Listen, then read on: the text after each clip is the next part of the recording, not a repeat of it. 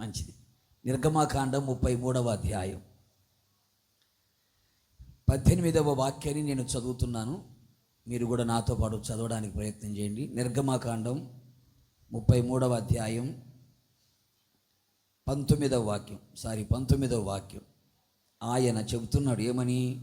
నా మంచితనమంతయు నీ ఎదుట కనుపరచెదను. నా మంచితనమంతయు నీ ఎదుట కనుపరచెదను. గట్టిగా చప్పలు కొడదాం ఒకసారి, గట్టిగా. ఈ సన్నివేశాన్ని గురించి కొంచెం మీతో మాట్లాడుతాను. ఇశ్రాయేలు ప్రజలందరూ 430 సంవత్సరాలు ఐగుప్తు బానిసత్తులో బ్రతుకుతూ వచ్చారు. కంటి నిండా నిద్రలేక, కడుపు నిండా తిండి లేక, కట్టుకున్న ఇళ్లలో కాపురం చేయలేక, త్రవ్విన బావులలో నీరు త్రాగలేక, నాటిన వృక్ష ఫలములు తినలేక, సుఖము, సంతోషము, సమాధానం, ఆరోగ్యము లేక, ఐగుప్తని ఇనుప కాడి మెడ మీద పెట్టబడితే మెడ వంగిపోయిన వారై, నడుము వంగిపోయిన వారై ఇశ్రాయేలు ప్రజలు నడిపించబడుతూ ఉన్నారు. వారి పరిస్థితి దుర్భరముగా, బహుహీనముగా మార్చబడినట్లుగా లేఖనాలు చెబుతూ ఉన్నాయి. ఇటుక పనులు చేస్తూ బ్రతుకుతూ ఉన్నారు. కట్టిన ఇళ్లలో కూడా కాపురము చేయలేని పరిస్థితుల్లో ఉన్నారు. ఆ పరిస్థితుల మధ్యలో దేవుని సన్నిధిలో కన్నీళ్లు విడిచి దుఃఖముతో, వేదనతో ప్రభు దగ్గర ప్రార్థించారు. వారి దీనహీన స్థితిని ప్రభు చూచాడు. పరలోకం నుంచి ప్రభు దిగివచ్చాడు. దిగివచ్చిన దేవుడు వారిని విడిపించి కనానుకు నడిపించడానికి నాయకుడుగా మోషేను, యాజకుడుగా అహరోను, ప్రవక్తినిగా మిరియామును దేవుడు ఏర్పాటు చేసుకున్నాడు. ఐగుప్తులో 10 రకాల అద్భుతాలు ప్రభు చేయించాడు. ఎదుట నిలబడిన ఎర్ర సముద్రాన్ని ఎండిపోయేటట్టు చేసి ఆరిన నేల మీద నడిపించాడు. పగటి వేళ మేఘస్తంభం, రాత్రివేళ అగ్నిస్తంభం వారి ముందు నడుస్తూ ఉంది. ఆకాశం నుండి ఆకలైనప్పుడల్లా మన్నా కురుస్తుంది, తింటున్నారు. మాంసం కావాలనుకున్నప్పుడు సముద్రములో ఉన్న పూరేళ్ళు సరిపోకపోతే అరణ్యములో ఉన్న పూరేళ్ళు కూడా వాళ్ళ ఇంటి ముంగిట నిలిచినట్లుగా మనం చూస్తున్నాం. దాహమైనప్పుడల్లా బండతో కొట్టినా, బండతో మాట్లాడినా సముద్రం అంత సమృద్ధి గల నీరు ప్రవహిస్తుంది. ఆ ప్రవాహ జలములోనిది వారు తాగుతున్నారు. భీకర ధ్వని గల పాడైన అరణ్యంలో ఇశ్రాయేలు ప్రజలందరూ నడిపించబడుతూ ఉన్నారు. ఏ కొరత, కొదువ, తక్కువ లేమి లేకుండా నడిపించబడుతూ ఉన్నారు. వేసుకున్న చెప్పులు అరిగిపోలేదు, కాళ్ళకు వాపు రాలేదు, జుట్టు చెదరలేదు, ముఖంలో కళ తప్పలేదు. వస్త్రాలు కూడా పాతగిలిపోకుండా దేవుడు వారిని తీసుకొని వెళ్ళిపోతూ ఉన్నాడు. మార్గ మధ్యంలో ఏం జరిగిందయ్యా అంటే, దేవుడు మోషే మీద అలిగాడు. ఎవరి మీద? నీ విన్నది కరెక్టే. దేవుడు మోషే మీద అలిగాడు. అలిగి ఏమన్నాడు తెలుసా? ఈ ప్రజలతో నేను రాను అన్నాడు. ఈ ప్రజలతో నేను రాను అన్నాడు. అందువల్ల నేను రాను, నువ్వే తీసుకుని వెళ్ళిపో, నువ్వే తీసుకుని వెళ్ళు అని మోషేతో అన్నాడు. మోషే తక్కువడా? మోషే కూడా దేవుని మీద అలిగాడు. మీరు విన్నది కరెక్టే, విచిత్రంగా చూడగాకండి. మీరు విన్నది కరెక్ట్. ఎందుకంటే వాళ్ళిద్దరు ఎవరు? స్నేహితులు. వాళ్ళిద్దరు ఎవరండి?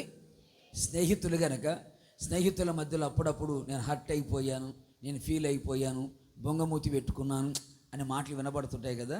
వీళ్ళిద్దరు కూడా మోషే మీద దేవుడు అలిగాడు, దేవుడి మీద మోషే అడిగాడు. మోషే ఏమంటాడు? నువ్వు రాకపోతే నేను కూడా వెళ్ళను, ఇక్కడే గుడారం వేసుకొని ఇక్కడే కూర్చుంటాను అన్నాడు.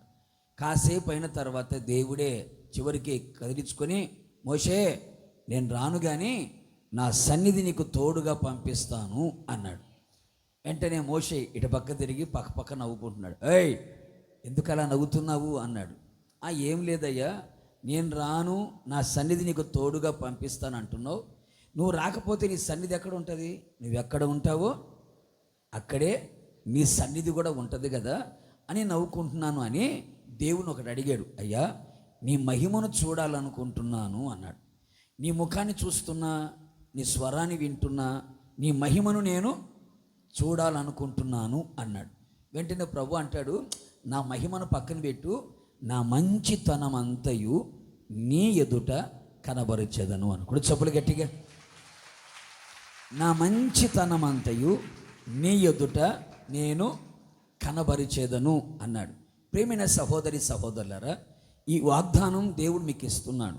ఈ మాసములో నా దేవుని మంచితనము మీ ఎదుట కనబరచబడునుగాక. ఆయన మంచితనమంతయు మీరు తెలుసుకొందురుగాక. ఆయన మంచితనము మీ ఎదుట కనబరుచుచు ఉండగా, తెలియపరచుచు ఉండగా, మీ కన్నులు ఆయన మంచితనమును చూచునుగాక, మీ చెవులు ఆయన మంచితనమును గురించి వినుగాక, మీ నోరు ఆయన మంచితనమును గురించి ప్రస్తుతించునుగాక. మీ ఎదుట నా మంచితనమును కనబరచెదను అన్నాడు. ఒక 3 సంగతులు మీతో చెప్పాలి అనుకుంటున్నాను. ఏమిటయ్యా అంటే, నా ఎదుట, నీ ఎదుట ఆయన వేటిని కనబరచాలి అనుకుంటున్నాడు, వేటిని తెలియపరచాలి అనుకుంటున్నాడు, వేటిని చూడాలి, మీ చెవులు వినాలి, మీ నోరు స్తుతించాలి అని అనుకుంటున్నాడు అనేది 3 సంగతులు చెప్పబోతున్నా. మొదటిగా, నా ఎదుట, నీ ఎదుట, మన ఎదుట ఆయన కనబరిచేది ఏమిటయ్యా అంటే, అందులోనే రాయబడిన మాట మంచితనము. ఏంటంటే అడిగి చెప్పాలి. ఏం కనబరుస్తాడు ఆయన? నీ ఎదుట ఏం కనబరుస్తాడు ఆయన? నా ఎదుట ఏం కనబరుస్తాడు ఆయన? మన ఎదుట ఏం కనబరచబోతున్నాడు? నీ ప్రక్కన వాళ్ళతో ఎదురు చెప్పు, నీ ఎదుట యేసయ్య మంచితనము కనబరుచునుగాక అని చెప్పు. చెప్పారు లేదా? నచ్చినా నచ్చకపోయినా చెప్పు, గిట్టినా గిట్టకపోయినా చెప్పులే. నా దేవుడు తన మంచితనమును మీ ఎదుట కనబరుచునుగాక. ప్రేమైన సహోదరి సహోదరులారా, ఆయన మన ఎదుట తన మంచితనమును కనబరచాలి, తెలియపరచాలి అనుకుంటున్నాడు. అంటే మన దేవుడు ఎంత మంచోడో నీకు తెలియాలి, మన యేసయ్య ఎంత మంచోడో తెలియాలి. అందుకనే ఇర్మియా గ్రంథంలో ఒక మాట రాయబడి ఉంటుంది. 33వ అధ్యాయంలో గనక మీరు ఇంటికెళ్ళి 11వ వాక్యం గనక చదివితే అక్కడ రాయబడిన మాట ఏమిటయ్యా అంటే, యెహోవా మంచివాడు, ఆయన కృప నిరంతరముండును. ఆయన ఎవరంటండి? చెప్పాలి గట్టిగా. ఆయన ఎవరు? యెహోవా మంచివాడు. యెహోవా మంచివాడు, ఆయన మంచితనమును బట్టి ఆయన కృప నిరంతరము ఉండునగాక అని బైబిల్లో మనం చూస్తాం. మరొక సందర్భంలో కొత్త నిబంధనలో గనక మనం వెళ్ళి తొంగి చూడగలిగితే, ఒక యవనస్తుడు, ఒక ధనవంతుడు, ఒక అధికారి. ఎవరంటే? యవనస్తుడు, ధనవంతుడు, ఒక అధికారి. గవర్నమెంట్ ఎంప్లాయీ అనుకో, ఒక అధికారి. యేసు ప్రభు దగ్గరకు వచ్చి మోకాళ్ళ మీద ఉండి ఒక మాట అడిగాడు. ఏమడిగాడు? సద్బోధకుడా, నేను నిత్య జీవములో ప్రవేశించాలంటే నేను ఏం చేయాలి అని అడిగాడు. వెంటనే యేసు ప్రభు, నన్ను ఎందుకు అడుగుతున్నావు అంటే, మంచివాడు ఒక్కడే. ఎవరంట? మంచివాడు ఒక్కడే. ఆ ఒక్కడు ఎవరయ్యా అంటే, నేను ప్రకటిస్తున్న యేసుక్రీస్తు. కూడా చపలి గట్టిగాను. లోకములో భూతద్దం పెట్టి భూతలమంతా వెతికిన మంచివాడు ఎవడైనా కనబడతాడంటే, మంచివాడు ఎవడైనా కనబడతాడంటే యేసు ఒక్కడే కనబడతాడు. ఎందుకయ్యా అంటే, లోకములో ఉన్న మనుషులందరూ ఎలా ఉంటారంటే, పైకి మంచివారిగా నటిస్తారు, లోపల మాత్రం చెడ్డవారిగా కనబడుతూ ఉంటారు. మంచివారిగా నటించే వాళ్ళు కొంతమంది ఉంటారు, మంచివాడు అని అనిపించుకోవడానికి ప్రయత్నాలు చేసేవాళ్ళు కొంతమంది ఉంటారు. ఆ మాట మీకు అర్థమైంది అనుకుంటా. మంచివాడు అని అనిపించుకోవడానికి అన్నదానం చేస్తారు, భూదానం చేస్తారు, గోదానం చేస్తారు, వస్త్రదానం చేస్తారు, చివరికి కన్యాదానం కూడా. దేనికి ఇలా చేస్తున్నావయ్య అంటే, జనాల చేత నేనేం అనిపించుకోవాలి? మంచోడు అని అనిపించుకోవడానికి. మంచోడు అని అనిపించుకోవడానికి ప్రయత్నాలు చేసేవాళ్ళు కొంతమంది అయితే, పైకి మంచివాడిగా నటిస్తూ లోపల చెడుతనాన్ని పెట్టుకున్న వాళ్ళు కోకొల్లలుగా కనిపిస్తారు. నా యేసయ్య మంచివాడు అని అనిపించుకోవాల్సిన అవసరం లేదు. ఆయన పైకి మంచివాడిగా ఉండి లోపల చెడు స్వభావం పెట్టుకునేవాడు కాదు. ఆయన మంచివాడు గనక ఆయన స్వభావము కూడా మంచిదే. బైబిల్ అంటుంది, ఆయన తన స్వభావానికి విరుద్ధముగా ఏది చేయడు. ఆయన మంచివాడు గనక, ఆయన స్వభావం మంచితనము గనక, ఆయన మంచితనానికి విరుద్ధముగా ఆయన ఏది చెయ్యడు, చెయ్యలేడు. ఎందుకంటే ఆయన మంచివాడు గనక అందరికీ మంచి చేస్తారు. కూడా చెప్పులు గట్టిగాను గట్టిగాను. అందుకనే పరిశుద్ధ గ్రంథంలో మరొక మాట కూడా రాయబడింది ఏమిటాయి అంటే, నేను గొర్రెలకి ఏ కాపరి మంచి కాపరి. ఆయన దొంగ కాపరి కూడా ఉంటాడు. ఆయన ఎవరు? ఏ కాపరి? మంచి కాపరి.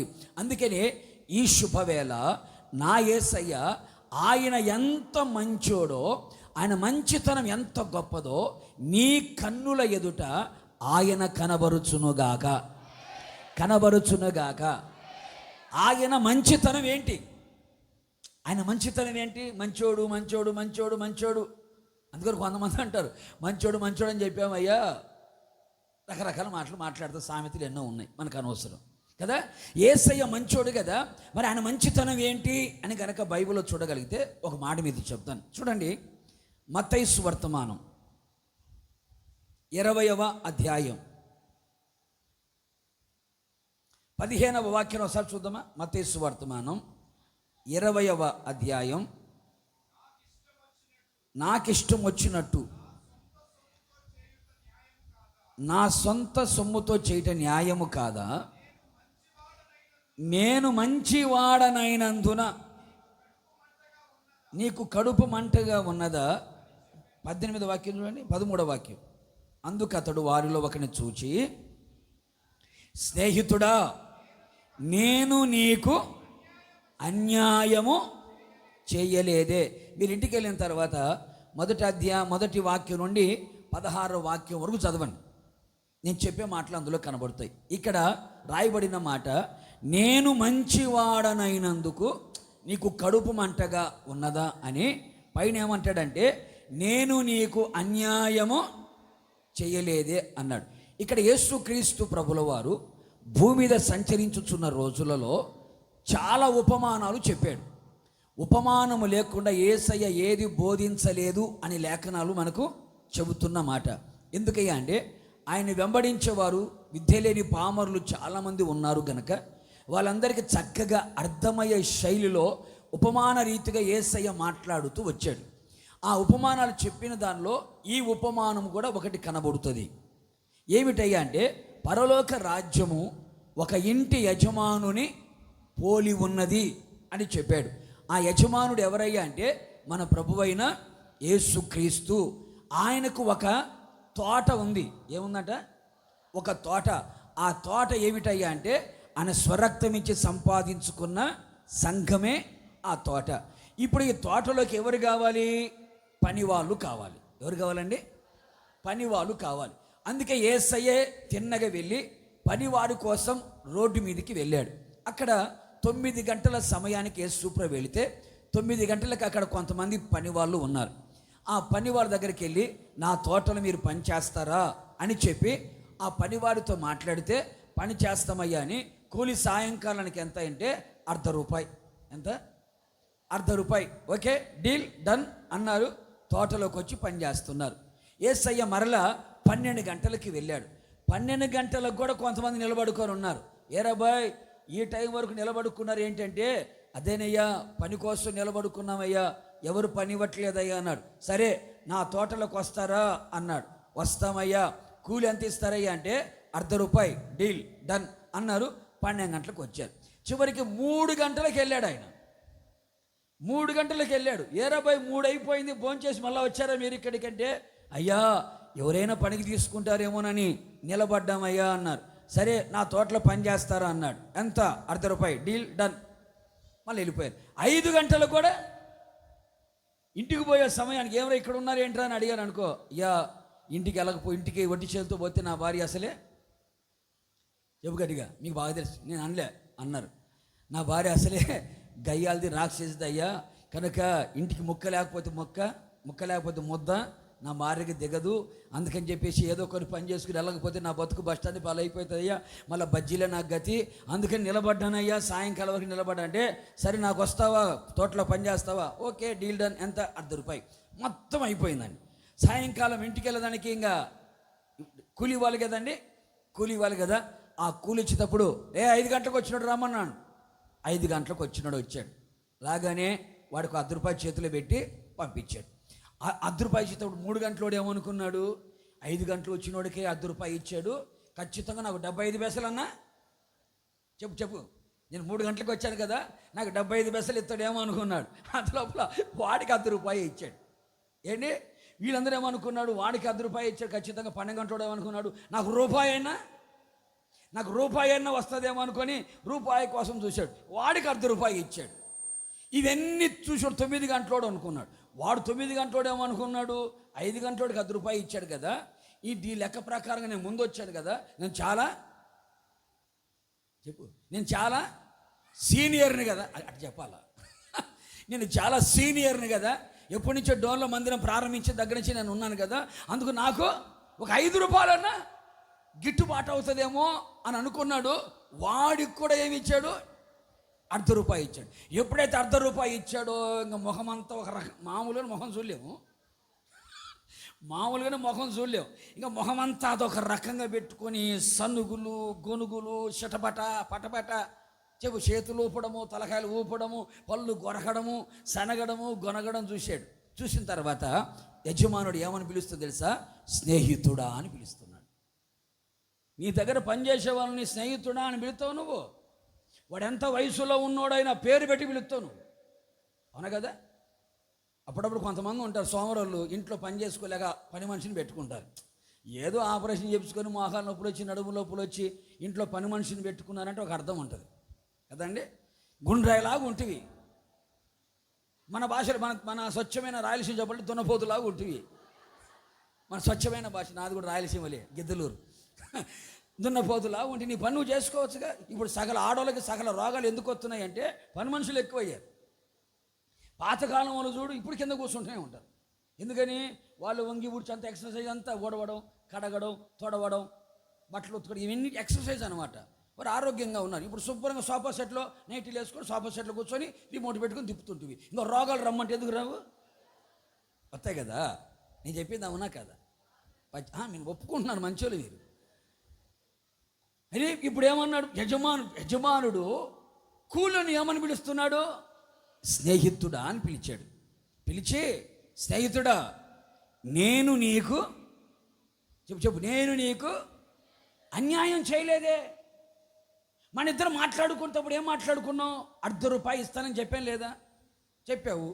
నీకు ఎంత ఇచ్చాను, రూపాయకి తక్కువ ఇచ్చాను, 40 పైసలు ఇచ్చానా, 35 పైసలు ఇచ్చానా, పావుల బిల్ల ఇచ్చానా, ఇవ్వలేదే. నీకు ఇవ్వవలసింది నేను నీకు ఇచ్చేసాను.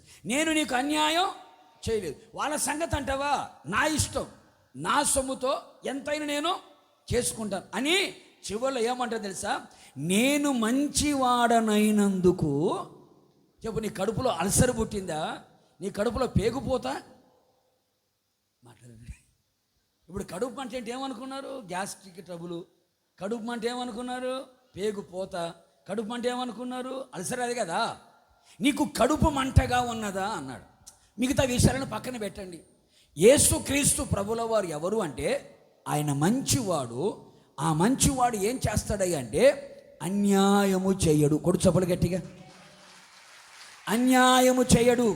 అన్యాయము చెప్పాలి గట్టిగా, అన్యాయము చేయడు. ఏం చేస్తాడు మరి, న్యాయమే చేస్తాడు, న్యాయమే చేస్తాడు. నేను ఆరాధిస్తున్న యేసుక్రీస్తు ప్రభుల వారు ఎవరు అంటే నీతిగల న్యాయాధిపతి అయిన దేవుడు. నీతిగల న్యాయాధిపతి అయిన దేవుడు. ఆయన కుడి చెయ్యి నీతిని వివరిస్తుంది, న్యాయాన్ని కనబరుస్తుంది. ఆయన న్యాయము చేసే దేవుడు కానీ అన్యాయము చేసే దేవుడు చెప్పాలి, అన్యాయం చేసేవాడు కాదు. నువ్వు దేవుని సన్నిధిలో ఈ తోటలో ఎప్పటి నుంచి పని చేస్తున్నావో నాకు తెలియదు, కానీ దేవుడు నీకు న్యాయమే చేస్తాడు కానీ అన్యాయము చేయడు. చాలామంది అనుకుంటారు దేవుడు మాకు అన్యాయం చేశాడు, దేవుడు మాకు అన్యాయం చేశాడు, మా పిల్లలకు అన్యాయం చేశాడు అని చాలామంది అనుకుంటారు. జాగ్రత్త సుమే, దేవునితో ఆటలు కాదు. దేవుడు ఎప్పటికీ ఎన్నటికీ అన్యాయము చేసేవాడు కాదు. ఒకవేళ మనుషులు నీకు అన్యాయం చేయొచ్చు, రాజకీయ నాయకులు నీకు అన్యాయం చేయొచ్చు, నీ భర్త నీకు అన్యాయం చేయొచ్చు, నీ భార్య నీకు అన్యాయం చేయొచ్చు, నీ పిల్లలు నీకు అన్యాయం చేయొచ్చు, నీ సంఘం నీకు అన్యాయం చేయొచ్చు, ఒకవేళ సేవకుల ద్వారా నీకు అన్యాయం జరగచ్చు. కానీ యేసయ్య మాత్రం ఏం చేయడు? చెప్పాలి, గట్టిగా చెప్పాలి ఆ మాట.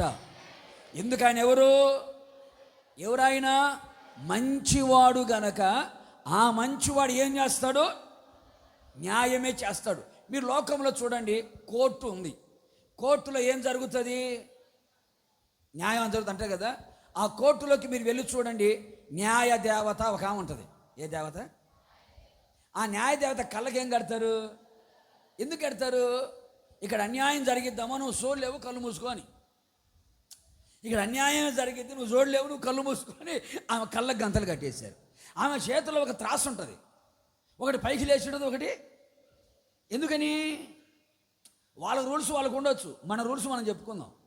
ఒకటి పైకి, ఒకటి కిందికి ఉండి. ఎందుకని? ఇక్కడ అన్యాయం జరుగుతుంది, అన్యాయానికి న్యాయం జరుగుతుంది. అందుకని హెచ్చు తగ్గులు చూపిస్తూ ఉంటుంది కదా. లోకములో ప్రతి చోట మాకు అన్యాయం జరిగింది, మాకు అన్యాయం జరిగింది, మాకు అన్యాయం జరిగింది, ఆస్తుల మధ్యలో అన్యాయం జరిగింది, పిల్లల విషయంలో అన్యాయం జరిగింది, చదువుల విషయంలో అన్యాయం జరిగింది, స్కూల్ విషయంలో అన్యాయం జరిగింది, ఉద్యోగ విషయంలో అన్యాయం జరిగింది. అలాగే ఇలాగ చాలామంది మాట్లాడుతూ ఉంటారు. కానీ నా యేసుక్రీస్తు ప్రభుల వారు ఎవరు అంటే, ఆయన మంచివాడు, తన మంచితనాన్ని కనబరిచేవాడు. ఆ మంచితనములో ఏముందయ్యా అంటే, ఆయన తన ప్రజలకి, తన తోటలో పని చేస్తున్న పనివారికి న్యాయమే చేస్తారు. కూడా చప్పలు గట్టిగాను. మనమందరం, నేనైనా నువ్వైనా ఆయన తోటలో పని చేయడానికి వచ్చాం. ఎక్కడికి వచ్చామండి? పని చేయడానికి వచ్చావు. నేను 99లో వచ్చా ఈ తోటలోకి. నువ్వు ఎప్పుడు వచ్చావో నాకు తెలియదు. 99లో నుంచి తోటలో పని చేస్తూనే ఉన్నా. నువ్వు ఎప్పుడు వచ్చావు, నువ్వు ఏ సమయంలో వచ్చావో నాకు తెలియదు. నేను 99లో వచ్చినా, నువ్వు నినగాక మొన్న వచ్చినా, ఆయన నాకైనా నీకైనా ఏం చేస్తాడు?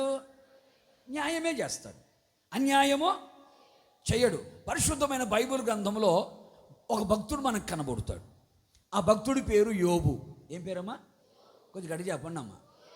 యోబు అనే భక్తుడు కనపడతాడు. ఆయన గురించి బైబిల్ ఏమని చెప్తుంది అంటే, తూర్పు దిక్కున నువ్వు ఎంత దూరమైనవో, సంటి పిల్లోడి దగ్గర నుంచి ఊసులోని దగ్గర అడగండి, యోబు గారు మీకు తెలుసా అంటే, తెలియకపోవడం ఏంటాడు బాబు, ఆయన అదృష్టవంతుడు అంటారు. ఏమంటారండి? అదృష్టవంతుడు అంటారు. ఎందుకయ్యా అంటే, ఈయన కానీ చూస్తే గనక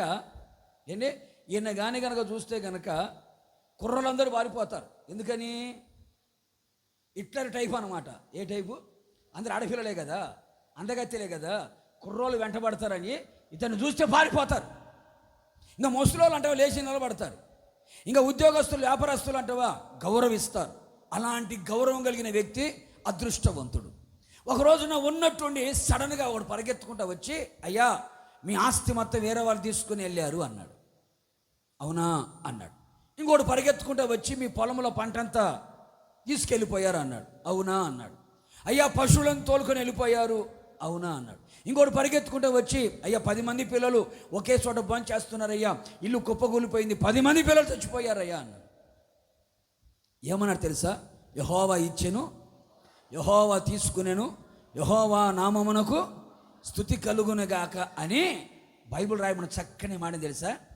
దేవుడు నాకు అన్యాయము చేసేనని తన నోటుతో చెప్పలేదు, పాపము చెయ్యలేదు. కొడు చెప్పలు గట్టిగా చదవండి. యోబు గ్రంథం 1వ అధ్యాయం 22వ వాక్యం చూడండి. దేవుడు నాకు అన్యాయము చేశానని చెప్పలేదు, తన నోటితో ఏం చేయలేదంట? పాపము చేయలేదు. దేవుడు నాకు అన్యాయము చేశాడు అని ఎవడి నోట వస్తుందో వాడెవడో తెలుసా? పాపి. వాడెవడండి? మనం తాగాల్సిన అవసరంలా, పేక ఆడాల్సిన అవసరంలా, అక్రమాలు చేయాల్సిన అవసరంలా. దేవుడు నాకు అన్యాయము చేశాడని నోటితో అన్నావు అంటే నువ్వు పాపము చేసిన వ్యక్తివి అని అర్థం.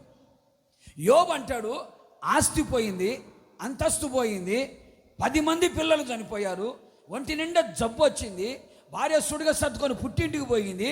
ఇన్ని తన ముందు జరిగితే ఏమన్నాడండి? దేవుడు నాకు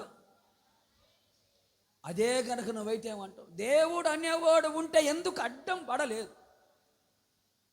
మా వాడు సైకిల్ మీద, మా బండి మీద పోతున్నాడు, దేవుడు అనేవాడు ఎందుకు ఆపలేదు? నువ్వేమో ఇయర్ ఫోన్స్ పెట్టుకొని అబ్బో పాటలు పాడుకుంటా సింగారించుకుంటా పోతుంది. మరి తగలకేం చేస్తా చెప్పు? దేవుడు అనేవాడు ఉంటే ఆపొచ్చు కదా. దేవుడు నాకు అన్యాయం చేశాడు, నా భర్త పోయాడు, అన్యాయం, నా పిల్లలు పోయాడు అన్నాడా? మాట్లాడండి. బైబిల్ చెప్పే మాట ఏంటంటే, బైబిల్లో మనం యోబు గ్రంథం రాయబడి, దేవుడు అన్యాయము చేయుట అసంభవము. దేవుని డిక్షనరీలో లేని పదం అది. కొడు చప్పులు గట్టిగా. దేవుడు అన్యాయము చేయుట అసంభవము. ఆయన న్యాయము తప్పే దేవుడు. చెప్పలు గట్టిగా. కాదు, నీకు న్యాయమే చేస్తాడు. కొడు చప్పులు గట్టిగా. నీకు న్యాయమే చేస్తాడు, నీకు న్యాయమే చేస్తాడు. బైబిల్ రాయబడిన మాట ఏమిటయ్యా అంటే, తాను ఏర్పరచుకొనిన వారు దివారాత్రులు ఆయన సన్నిధిలో మొర్రపెట్టుచుండగా దేవుడు వారికి త్వరగా న్యాయము చేస్తాడు. ఆయన అన్యాయం చేయడు. చాలామంది అంటారు, పాస్టర్ గారండి సంవత్సరాల తరబడి నేను మందిరానికి వస్తున్నాను, ఇంకా నాకు ఉద్యోగం రాలేదే, నాకు ఇంకా పెళ్లి కాలేదే, నాకు ఇంకా పిల్లలు పుట్టలేదే, ఇంకా నేను ఇల్లు కట్టలేదే, ఇంకా నాకు స్థలము కొనలేదే, ఇంకా నా జీవితంలో నా భర్త మారలేదే, నా పిల్లలు మారలేదే, ఇంతకాలం నుంచి మందిరానికి వస్తున్నా, కానుకలు ఇస్తున్నా, దశభాగాలు చేస్తున్నా, పరిచర్య చేస్తున్నా, ఈ మినిస్ట్రీని అంటుపెట్టుకొని కూర్చున్నా, ఇంత చేస్తున్నా, నా జీవితం నాకేం జరగలేదే, నాకేం అవ్వలేదే అని అనుకుంటున్నావేమో. ప్రేమైన సహోదరి సహోదరుడా, గుర్తుపెట్టుకో, రాసి పెట్టుకో, మనస్సులో ముద్రించి పెట్టుకో. ఖచ్చితంగా దేని కొరకైతే నువ్వు ప్రార్థన చేస్తున్నావో, దేని కొరకైతే కన్నీళ్ళు విడుస్తున్నావో, దేని కొరకైతే పట్టుదలతో విసుగక ఎడతెగక అలాగే నిత్యము ఉపవాసముని ప్రార్థన చేస్తున్నావో, ఖచ్చితంగా ఒక రోజున నీ కన్నిటికి నా దేవుడు న్యాయము చేయునుగాక. నీ ఉపవాస ప్రార్థనకి న్యాయము చేయునుగాక. నువ్వు పట్టుదలతో చేస్తున్న ప్రార్థనకి న్యాయము చేయునుగాక. దేవుని సన్నిధిలో హృదయపూర్వకంగా నువ్వు పరిచర్య చేస్తున్నావు కదా, నీ పరిచర్యకు నా దేవుని న్యాయము చేయునుగాక. ప్రతి ఆదివారం క్రమము తప్పకుండా మందిరానికి వస్తున్నావు కదా, నా దేవునికి న్యాయము చేయునుగాక. నీకొచ్చిన సొమ్ములో 10వ భాగాన్ని దేవునికి ఇస్తున్నావు కదా, నా దేవునికి న్యాయము చేయునుగాక. హృదయపూర్వకమైన కానుకలు దేవుని కొరకు సమర్పిస్తున్నావు కదా, నీ కానుకకు నా దేవుడి న్యాయము చేయునుగాక. సేవ పరిచర్యలో ఉపయోగపడుతున్నావు కదా, సేవకుడికి సహకరిస్తున్నావు కదా, సేవకుడి యొక్క ఆకలి తప్పులు తీరుస్తున్నావు కదా, ఖచ్చితంగా నా దేవునికి న్యాయము చేయునుగాక. దేవుని కొరకు నీవు ఏది చేసినా ఆయన నామాన్ని బట్టి చూపిన ప్రేమను, చేసిన కార్యమును మరిచిపోవడానికి ఆయన అన్యాయస్తుడైన వాడు కాదు. ఖచ్చితంగా దేవుని కొరకు ఎంత ప్రేమ చూపిస్తున్నావో, దేవుని సన్నిధిలో ఎంత ఖర్చు పెడుతున్నావో, ఎంత త్యాగము కలిగి ఉన్నావో, ఎంత సమర్పణ కలిగి ఉన్నావో, ఎంత ప్రతిష్టత కలిగి ఉన్నావో, దేవుని సన్నిధిలో ఎంత మోకరిస్తున్నావో, దేవుని కొరకు నీ జీవితాన్ని ఎంత త్యాగం చేస్తున్నావో, ఖచ్చితంగా నీకు న్యాయమే జరుగుతుంది. ఖచ్చితంగా నీకు న్యాయమే చేస్తాడు. ఒకవేళ నువ్వు సనుగుతూ గొనుగుతూ ఒకవేళ ఉన్నావేమో, ఇంత చేసినా ఏం చేసినా నాకేం ఒరిగింది, నాకేం లాభం, నాకేం జరిగిందని ఒకవేళ నువ్వు అనుకుంటున్నావేమో, నా దేవుడు ఎప్పటికీ ఎన్నటికీ అన్యాయము చేసేవాడు కాదు. ఆయన మంచివాడు. న్యాయము చేయడమే ఆయనకు తెలుసు, కానీ అన్యాయము చేయడం ఆయన డిక్షనరీలో లేదు. కొడుచపలి గట్టిగా. దేవుని కొరకు ఎంత చేస్తున్నావో దానికి తగిన న్యాయం ఇహమందు పరమందు నీకు కనబడుతుంది. ఒకవేళ ఈ లోకములో చూడకపోవచ్చేమో, ఖచ్చితంగా పరలోకములో చూస్తావు. ఈ లోకంలో కనబరచకపోవచ్చు, ఈ లోకంలో ఒకవేళ నీకు న్యాయం జరగలేదు నువ్వు అనుకోవచ్చు, పరలోకములో ఖచ్చితంగా న్యాయము చేస్తాడు ఆయన. ఖచ్చితంగా న్యాయం చేస్తాడు. నువ్వెంత ప్రభు కొరకు ప్రయాసపడుతున్నావో, నిద్రాహారాలు మానేవో, సమస్తాన్ని వదులుకొని దేవుని కొరకు వచ్చావో, నీ అన్నదమ్ములని, నీ బంధువులని, నీ స్నేహితులని, నీ కులస్తులని, మతస్థులని అందరినీ వదులుకొని యేసయ్య కొరకు వచ్చానని చెప్తున్నావే, నువ్వు చేసిన దానికి ఖచ్చితంగా న్యాయమే చేస్తాడు ఆయన. అన్యాయము చేసేవాడు, చెప్పు గట్టిగా, చేసేవాడు కాదు. మరలా చెప్తున్నా, మనుషులైన అన్యాయము చేయొచ్చు, బంధువులైన అన్యాయము చేయొచ్చు, సంఘమైన సేవకుల ద్వారా అన్యాయం జరగచ్చు, దేవుని ద్వారా జరగదు. మనం ఆరాధిస్తున్న యేసుక్రీస్తు మంచి దేవుడు. కొడు చొప్పులు గట్టిగా. చాలా చాలా చాలా చాలా చాలా మంచోడాయి. ఎంత మంచోడయ్యా అంటే చెప్పలేనంత మంచోడు ఆయన. అలాంటి మంచి దేవుడు నాకు అన్యాయం చేశాడని నోరెట్టొచ్చిందండి? నోరు ఎలా వచ్చిందండి? మనం చేసిన తప్పుకి, మనం చేసిన పొరపాటుకి మనం శిక్ష అనుభవిస్తున్నాం. దాన్ని దేవుని అంటావు మనం? అనొచ్చా?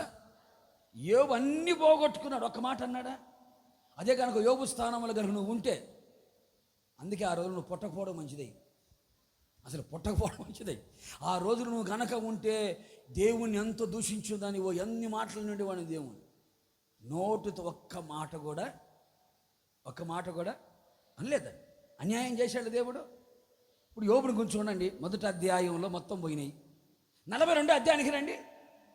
42 అధ్యాయంలోకి వస్తే తాను పోగొట్టుకున్న దానికంటే రెండింతలు దేవుడు ఇచ్చాడా లేదా? అన్యాయం చేశాడా, న్యాయం చేశాడా? కాస్త ఆలస్యమైంది అంతే. న్యాయం జరిగిందా లేదా? మాట్లాడరేంటండి బాబు, జరిగిందా లేదా? అన్యాయం చేయలేదే, కాస్త ఆలస్యం. 40 అధ్యాయాలు దాటినాయి అంతే. 42 అధ్యాయంలోకి రాగానే న్యాయం చేశాడా లేదా? పోగొట్టుకున్న దాన్ని రెండింతలు ఇచ్చాడా లేదా? అన్యాయం చేశాడు ఆయన? చేయలేదే. ఒకవేళ మోషే విషయం మీరు ఆలోచించండి. మోషేని దేవుడు ఏమన్నాడు? వాగ్దానం దేశాన్ని ప్రజలను తీసుకుని వెళ్ళాలన్నాడు. మార్గ మధ్యలోనే మోషే ఏమన్నాడు? అయ్యా నువ్వు జాలేనయ్యా, కళ్ళతో చూసి కానాన్లో కాలు పెట్టకుండా కళ్ళతోనే చూసేసి ఇక్కడ ఆగిపోమన్నాడు. అప్పుడు మోషే ఏమనుకొని ఉంటాడు? చూసావా, కనాను తీసుకొని వెళ్తానన్నవాడు మధ్యలో నన్ను ఆపేసేసాడు, కనాను కూడా పోనీలేదు అని మోషే అనుకున్నాడా? కానీ మీరు ఆలోచించండి. ఒకవేళ మోషే అనుకోండి, నా మంచితనం ఎదుట చూపిస్తాను అన్నాడుగా మోషేతో, అన్నాడా లేదా? ఒకవేళ మోషే మనస్సులో అది ఉన్నదేమో, కనాన్లో కాలు పెట్టలేకపోయానే, కళ్ళతోనే చూశానే, కాలు పెట్టలేదే అని అనుకున్నాడా? అయితే దేవుడు ఎంత మంచోడో తెలుసండి. యేసుక్రీస్తు ప్రభుల వారిని ఈ లోకానికి తీసుకొచ్చి ఆయన రూపాంతరం కొండ మీదకి వెళ్తే అక్కడికి ఎవరు వచ్చారు? మోషే వచ్చాడా రాలేదా? మోషే కానాన్లో కాలు పెట్టాడా లేదా? మాట్లాడేటండి, పెట్టాడా లేదా? అంతకన్నా భాగ్యం ఏంటంటే ఆ రోజున నీ మహిమను చూడాలి అన్నాడే. ఇప్పుడు యేసు ప్రభువును స్వయంగా చూశాడు. కొడు చొప్పులు గట్టిగా. మోషేకు దేవుడు అన్యాయం చేశాడా? చేయలేదే. నా మంచితనం చూపిస్తాను అన్నాడు. మంచితనంలో ఏముంది? నీకు అన్యాయం చేయను అన్నాడు. ఇప్పుడు ఒకవేళ మోషే నా కణాల్లో కాలు పెట్టలేదు కదా, నాకు అన్యాయం జరిగింది అనుకున్నాడేమో. కానీ దేవుడు మాత్రం కొత్త నిబంధనలో యేసుక్రీస్తు ప్రభుల వారిని కనులార చూచున్నట్లుగా, మహిమను చూచున్నట్లుగా, పరలోక రాజ్యాన్ని నిర్గమమును గురించి మాట్లాడుకోవడానికి చనిపోయిన వారు, బ్రతికిన వారు, సజీవులు, మృతుల గురించి మాట్లాడుకునే స్థానంలో మోషేను మృతుల స్థానంలో ఉంచి మాట్లాడుకునేటట్టుగా యేసు ప్రభును ముఖాముఖిగా చూసే ధన్యతని ఇచ్చాడా లేదా? యెరూషలేములో కాలు పెట్టాడా లేదా? దేవుడు మోషేకు అన్యాయం చేశాడా? ఇప్పుడు దీన్ని బట్టి నీకేం అర్థం అవ్వాలా? నా యేసు మంచివాడు, నాకు అన్యాయం. అందరు గట్టిగా మాట చెప్పండి. నీ పక్కన చెప్పు, యేసు మంచివాడు, నీకు అన్యాయం చేయడం చెప్పు గట్టిగా చెప్పు. ఆయన ఎప్పటికీ ఎన్నటికీ అన్యాయం, నీ భక్తికి న్యాయం చేస్తాడు, నీ ప్రార్థనకు న్యాయం చేస్తాడు, నీ పరిశుద్ధతకు న్యాయం చేస్తాడు, నీ నీతికి న్యాయం చేస్తాడు, నీ యథార్థతకి న్యాయం చేస్తాడు, నీ శ్రమకి న్యాయం చేస్తాడు, నీ త్యాగానికి న్యాయం చేస్తాడు. ప్రభువు కొరకు నువ్వు ఏం చేసినా దానికి దేవుడు ఖచ్చితంగా న్యాయమే చేస్తాడు. నీ పిల్లలకి న్యాయమే చేస్తాడు, నీ కలిగిన సమస్తానికి న్యాయమే చేస్తాడు. మరలా చెప్తున్నా, ఎప్పటికీ ఎన్నటికీ నా యేసయ్య అన్యాయం చేసేవాడు. ఒప్పుకోవా? ఒప్పుకోవలసిన మాట ఇదే. నా యేసు మంచివాడు, ఆయన ఎవ్వరికి అన్యాయము, నాకు న్యాయమే చేస్తాడు. ఇప్పుడు కన్నీళ్ళు కలగొచ్చు, ఇప్పుడు బాధ కలగొచ్చు, ఇప్పుడు దుఃఖము కలగొచ్చు, ఇప్పుడు వేదన కలగొచ్చు, ఇప్పుడు శ్రమ కలగొచ్చు, ఇప్పుడు ఇరుకులో ఉండొచ్చు, ఇప్పుడు ఇక్కట్లో ఉండొచ్చు. ఇది కొంతకాలమే. న్యాయము జరిగే రోజు ఒకటి రాబోతుంది. అప్పుడు నా తలను నా దేవుడు పైకెత్తుతాడు, నన్ను పైవాడిగా ఉంచుతాడు, న్యాయాన్ని కనబరుస్తాడు, న్యాయాన్ని చూస్తా నేను. గట్టి హల్లెలూయా. మొదటిగా మన ఎదుట యేసయ్య ఏం కనబరుస్తాడు? మంచితనముని కనబరుస్తాడు. రెండవ మాట, గట్టిగా సభలు కొట్టండి. రెండవ మాట, మీకా పుస్తకం 7వ అధ్యాయం 15వ వాక్యం చూద్దాం. మీకా గ్రంథం, మా లూకా కాదు. ఐగుప్తు దేశములో నుండి నీవు వచ్చినప్పుడు జరిగినట్టుగా నేను జనులకి అద్భుతములను కనబరుతును. మీరు ఐగుప్తు దేశములో నుండి వచ్చినప్పుడు జరిగినట్టుగా నేను జనులకి అద్భుతములను కనబరుతును. రెండవదిగా, నీ ఎదుట, నా ఎదుట, మన ఎదుట ఏం కనబరచబోతున్నాడు ఆయన? నోరు తెరి చెప్పాలి గట్టిగా. ఏం కనబరచబోతున్నాడు? మొదటిగా ఏం చెప్పాను? మంచితనమును ఆయన కనబరుస్తాను అన్నాడు. రెండవదిగా ఏం కనబరుస్తాడట? అద్భుతములను కనబరుస్తాడు. ఎంతమంది మా జీవితంలో అద్భుతాలు జరగాలని వాళ్ళే చెప్పండి. దేనికి చెప్పావు? దేనికి అలెలు చెప్పావు? అద్భుతములు జరగాలని, అద్భుతములు కనబరచాలని మీరు గట్టిగా అలెలు చెప్పారు. నిత్యమే, నిశ్చయముగా నా యేసయ్య మీ కన్నుల ఎదుట నా దేవుడు అద్భుతములని కనబరచునుగాక. అద్భుతములు కనబరచునుగాక. ఆయన కనబరిచే అద్భుతములు మీ కన్నులు చూచునుగాక. కనబరిచే అద్భుతములు నీ చెవులు వినునుగాక. కనబరిచే అద్భుతములను నీ నోటితో స్తుతించెదవుగాక.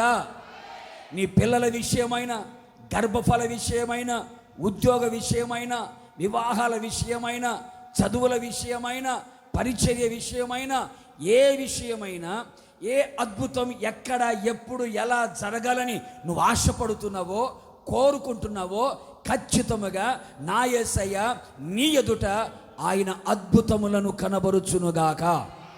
అద్భుతములను కనబరుచునుగాక. పరిశుద్ధమైన బైబిల్ గ్రంథంలో రాయబడిన మాట ఏమిటంటే, పరిశుద్ధతలో ఆయన మహనీయుడు, స్తుతి కీర్తనలు బట్టి ఆయన పూజనీయుడు, అద్భుతములు చేయువాడవు నీవు ఒక్కడివే. కొడు చప్పలు గట్టిగా. అద్భుతములు చేయువాడవి నీవే, నీ వంటి వాడు. నిర్గమకాండం 15వ అధ్యాయం 11వ వాక్యము కనుక చదివితే అందులో కనపడుతుంది. అద్భుతములు చేయువాడు నీ వంటి వాడెవడు? చెప్పాలి గట్టిగా. నీ వంటి వాడు ఎవడున్నాడయ్యా? నీ వంటి వాడు ఎవడున్నాడు? నీలాంటి వాడు ఎవడు? నీకులాగా అద్భుతాలు చేయగలిగిన వాడు ఎవడున్నారు? జిమ్మిక్కులు చేసేవాళ్ళు ఉన్నారు, మిమిక్రీలు చేసేవాళ్ళు ఉన్నారు, మాయాజాలం చేసేవాళ్ళు ఉన్నారు, మ్యాజిక్లు చేసేవాళ్ళు ఉన్నారే కానీ నీకు వలె అద్భుతాలు చేయగలిగిన వాడు ఎవడున్నాడు? అద్భుతములు చేయగలిగిన వాడు నీవే. నీ వంటి వాడెవడు లేడు. ఆశ్చర్యమైన కార్యములు చేయగలిగిన వాడు నీవే. మహా ఆశ్చర్యమైన కార్యములు చేయగలిగిన వాడివి నీవే. అందుకనే భూజనులందరి మీద, భూమి మీద ఎక్కడైనను, ఏ జనములైనను చెయ్యని అద్భుతములని, చూడని అద్భుతములని నీ కనులతో నువ్వు చూచుదువుగాక. భూమి మీద ఎక్కడైనను, ఏ జనములైనను చేయబడని అద్భుతములని నా దేవుడి మీదుట కనబరుచునగాక. కనబరుచునగాక. బైబిల్లో మరో చోట రాయబడింది, లెక్కలేనన్ని, ఏంటంటే లెక్క పెట్టుకోవడానికి నీ వల్ల కాని అద్భుతాలు నా దేవుడు చేయునగాక. నమ్మిన వారందరూ గట్టిగా హల్లెలూయా, గట్టిగా హల్లెలూయా. ఒకరోజు నెబుకద్నెజర్ రాజా చెబుతాడు ఏమని? ఆయన అద్భుతములు చేయువాడు, ఆయన అద్భుతముల గురించి నేను మీకు చెప్పాలనుకుంటున్నాను.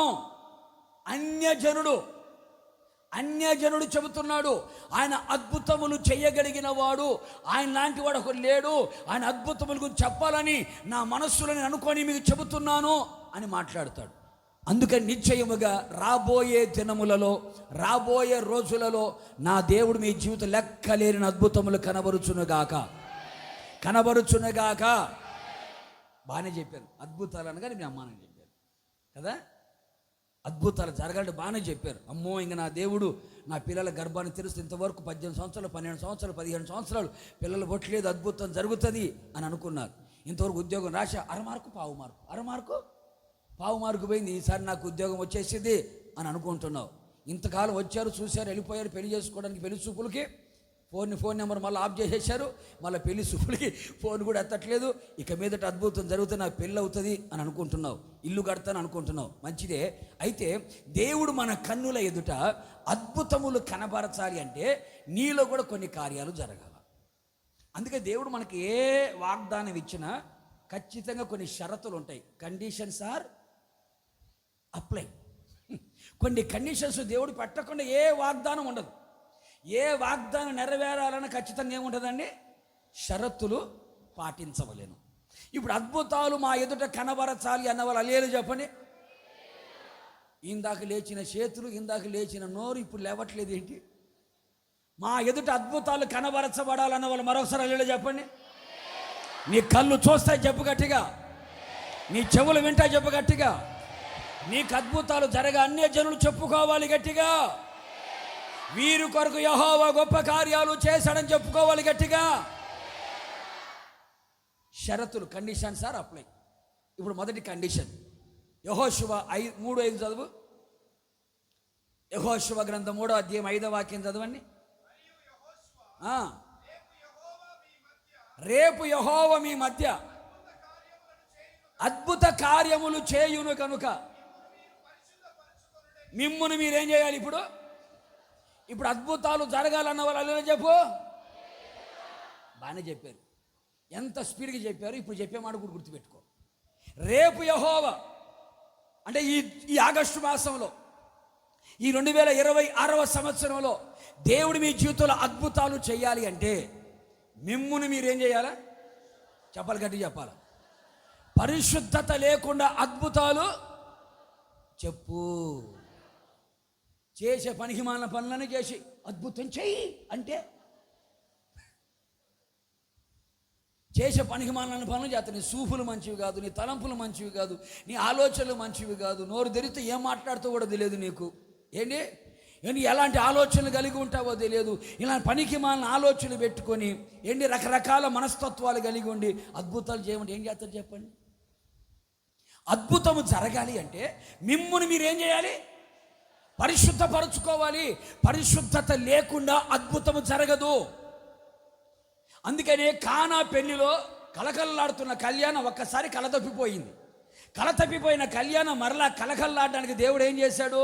ఒక శుద్ధీకరణ ఆచార ప్రకారం ఒక రాతివాన తీసుకొచ్చి ఏం చేసి నీళ్ళతో నింపారు. అంటే ఒక శుద్ధీకరణ జరిగింది. అక్కడ శుద్ధీకరణ జరిగింది కనుకనే నీళ్లు ఏమయ్యాయి? ద్రాక్షరసం అయ్యాయి.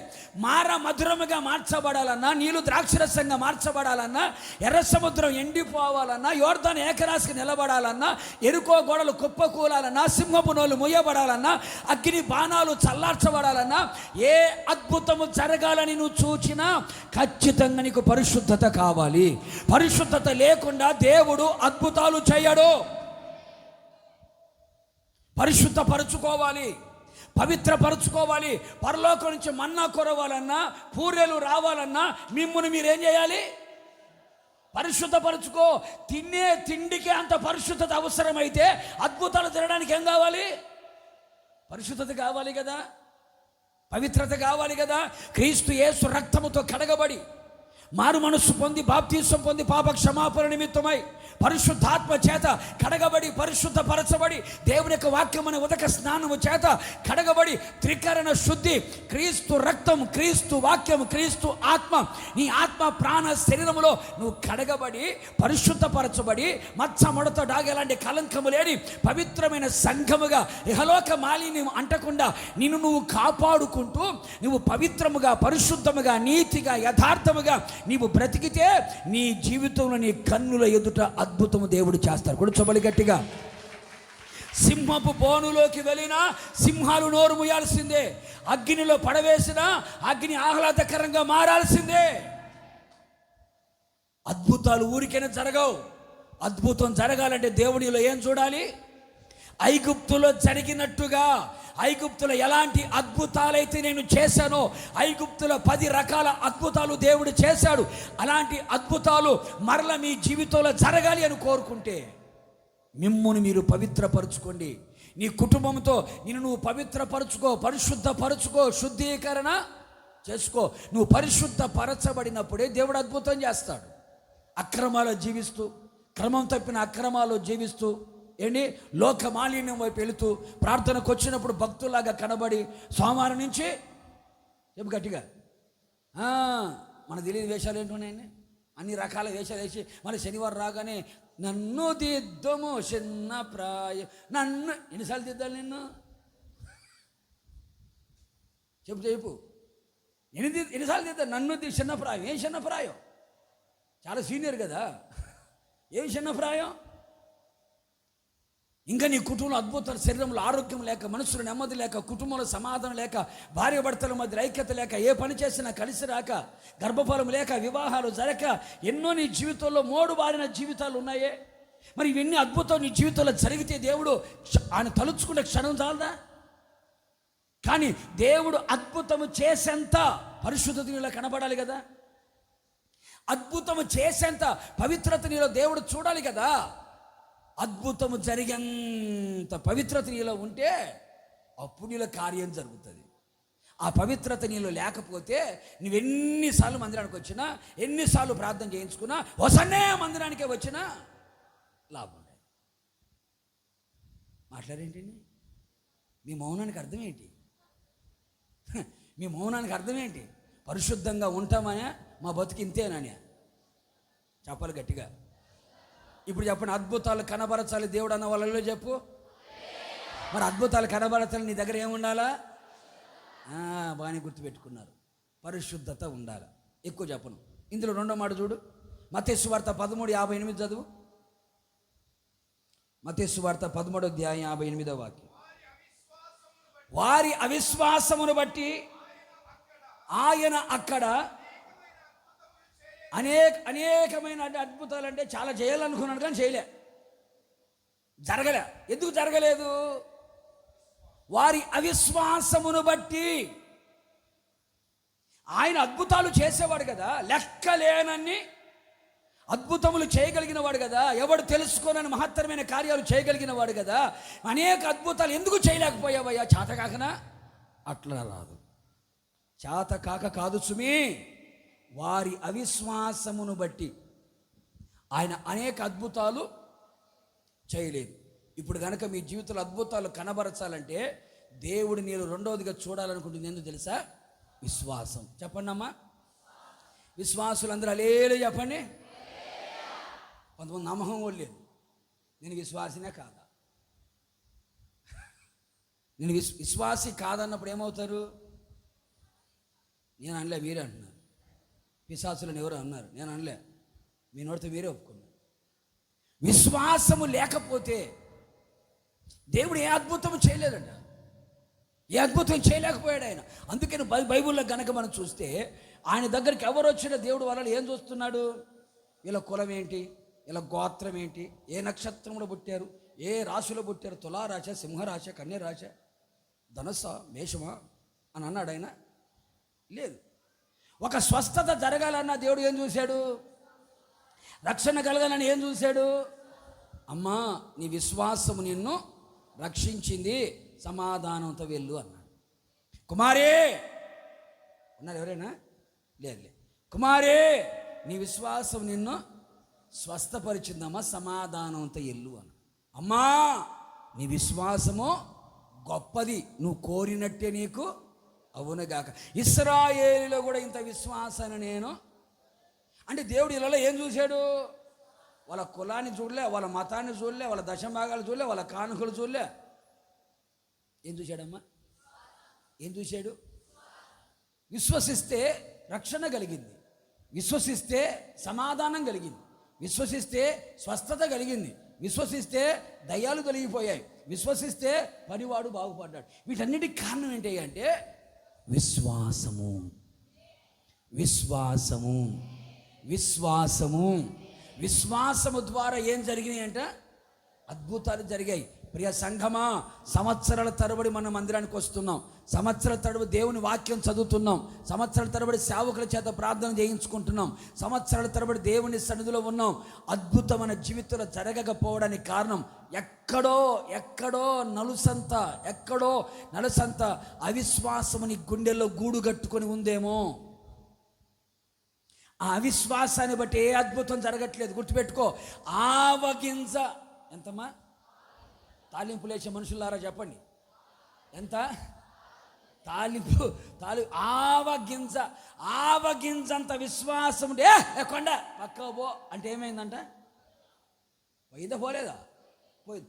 ఆవగింజకి అంత పవర్ ఉంటే మరి సంగతి ఏంటండి? ఆవగింజ అని ఎందుకన్నారు తెలుసా అండి? ఆవగింజ ఎందుకన్నారు తెలుసా? వాచుకరండి, ఆవగింజకి కర్మ. మా దగ్గర పుచ్చకాయ ఎంత ఉంది విశ్వాసం, గుమ్మడికాయ ఎంత ఉంది విశ్వాసం అన్నారు. ఈ ఆవగింజ తీసుకో, ఈ పుచ్చకాయని తీసుకో. మీ ఊర్లో వాటర్ ట్యాంక్ ఉందా? పైకెక్కు, దూకాకు, పైకెక్కు. ఎక్కిన తర్వాత అక్కడి నుంచి ఆవగింజని కింద పడి, అక్కడి నుంచి పుచ్చకాయని పడి చెప్పు, ఏది పగులుతుంది? ఆవగింజని దేనికి అన్నాడంటే, పగలని విశ్వాసం, గట్టి విశ్వాసం, ప్రతిష్టమైన విశ్వాసం. కొడు చొప్పులు గట్టిగా. గొప్ప విశ్వాసం, చెక్కు చెదరని విశ్వాసం, ఆవగింజలు ఒక మహావృక్షము దాగి ఉన్నట్లుగా బలమైన విశ్వాసం, గొప్ప విశ్వాసం, అతి పరిశుద్ధమైన విశ్వాసము గనక మన దగ్గర ఉంటే నీ విశ్వాసానికి కానిది ఏది లేదు. నీ విశ్వసిస్తే అద్భుతాలు చూడగలుగుతావు, విశ్వసిస్తే దేవుని మహిమను చూడగలుగుతావు, నమ్మితే అసాధ్యమైన కార్యాలు సాధ్యమవుతాయి. మరి ఎందుకు ఈ రోజున మన జీవితంలో విశ్వాసము లేదు? విశ్వాసిని అని నటిస్తున్నావా? విశ్వాసం ఉందని నటిస్తున్నావా? ఆస్కర్ లెవెల్లో పర్ఫార్మెన్స్ ఇస్తున్నావా?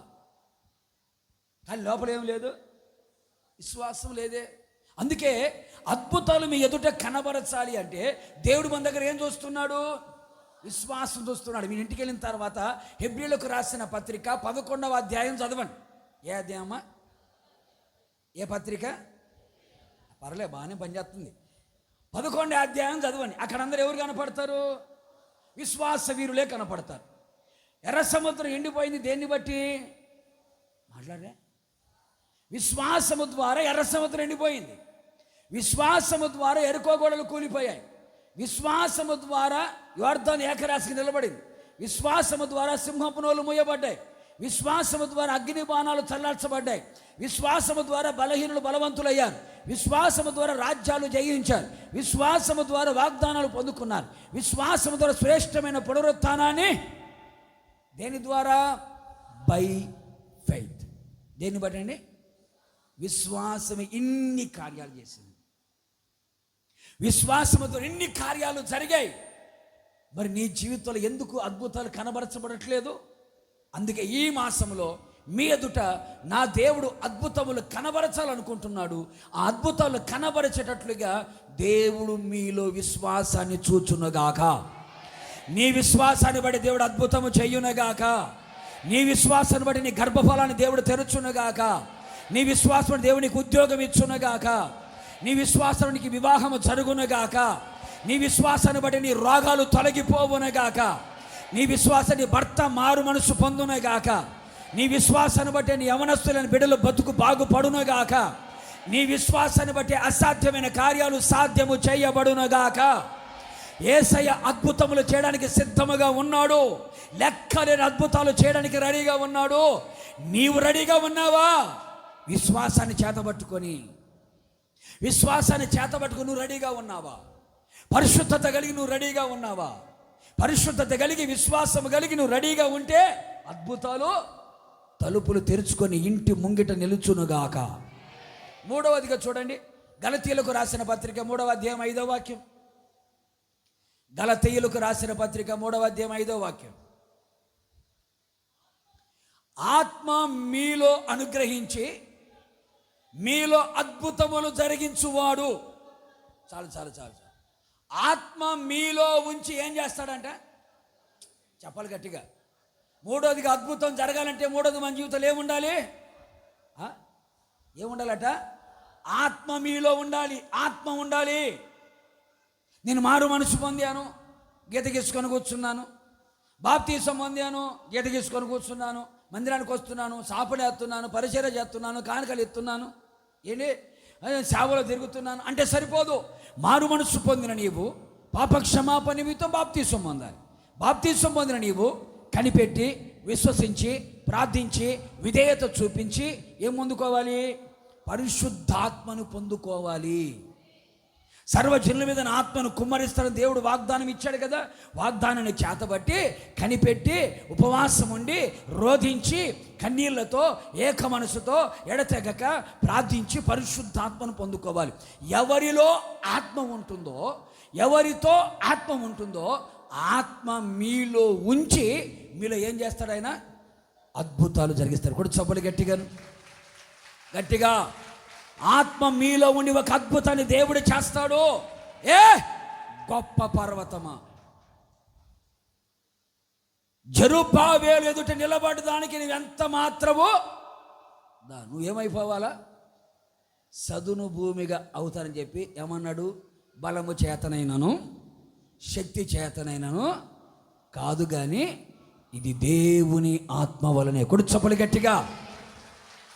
పర్వతాలు చదును భూమిగా మార్చబడాలంటే, పర్వతాలు లాంటి సమస్యలు చదును భూమి అవ్వాలంటే, పర్వతము లాంటి రోగాలు చదును భూమి అవ్వాలంటే, పర్వతము లాంటి శోధనలు, శ్రమలు, ఇరుకులు, ఇబ్బందులు, ఇక్కట్లు, అవమానాలు, నిందలు, పరిస్థితులన్నీ ఒకవేళ పర్వతము లాగా ఎదుట నిలబడినా ఆత్మ ద్వారా అది ఏమవుతుందంటే చదును భూమిగా మార్చబడుతుంది.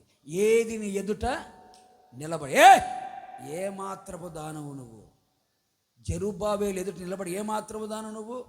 ఇది నా ఆత్మ వలననే జరుగును. అంటే ఆత్మ ఎవరిలో ఉంటుందో వారిలో దేవుడు ఏం చేస్తారంట? ఒక అద్భుతం చేస్తారు. కూడా చప్పలు గట్టిగా.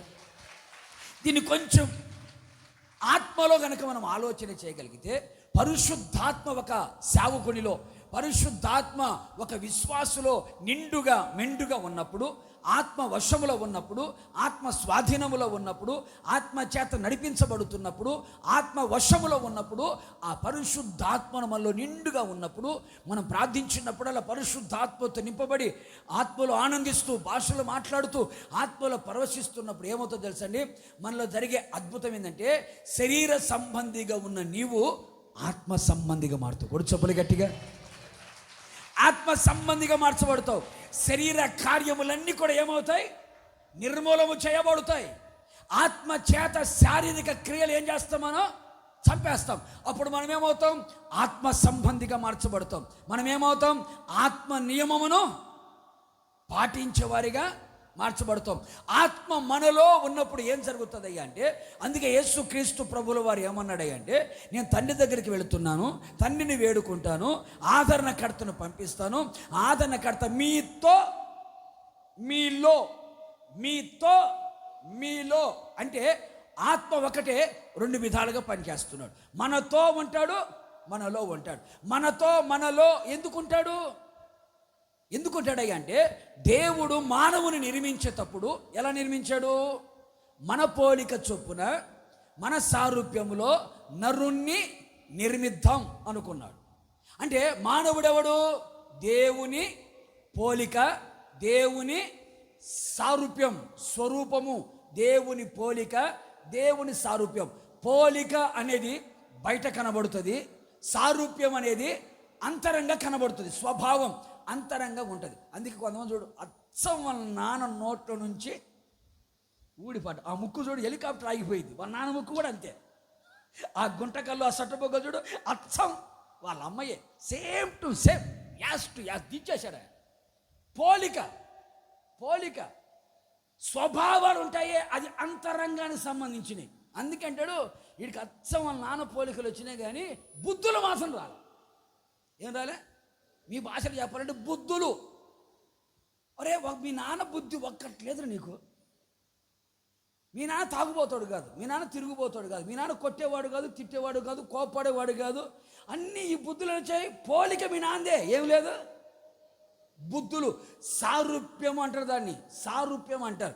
పరిశుద్ధాత్ముడు మనలో ఉండి చేసే అద్భుతం ఏమిటంటే, మనలో ఉండి మనతో ఉండి ఏం చేస్తాడంటే, మనతో ఉండి ఆయన మనలని ఆయన పోలికగా మారుస్తాడు.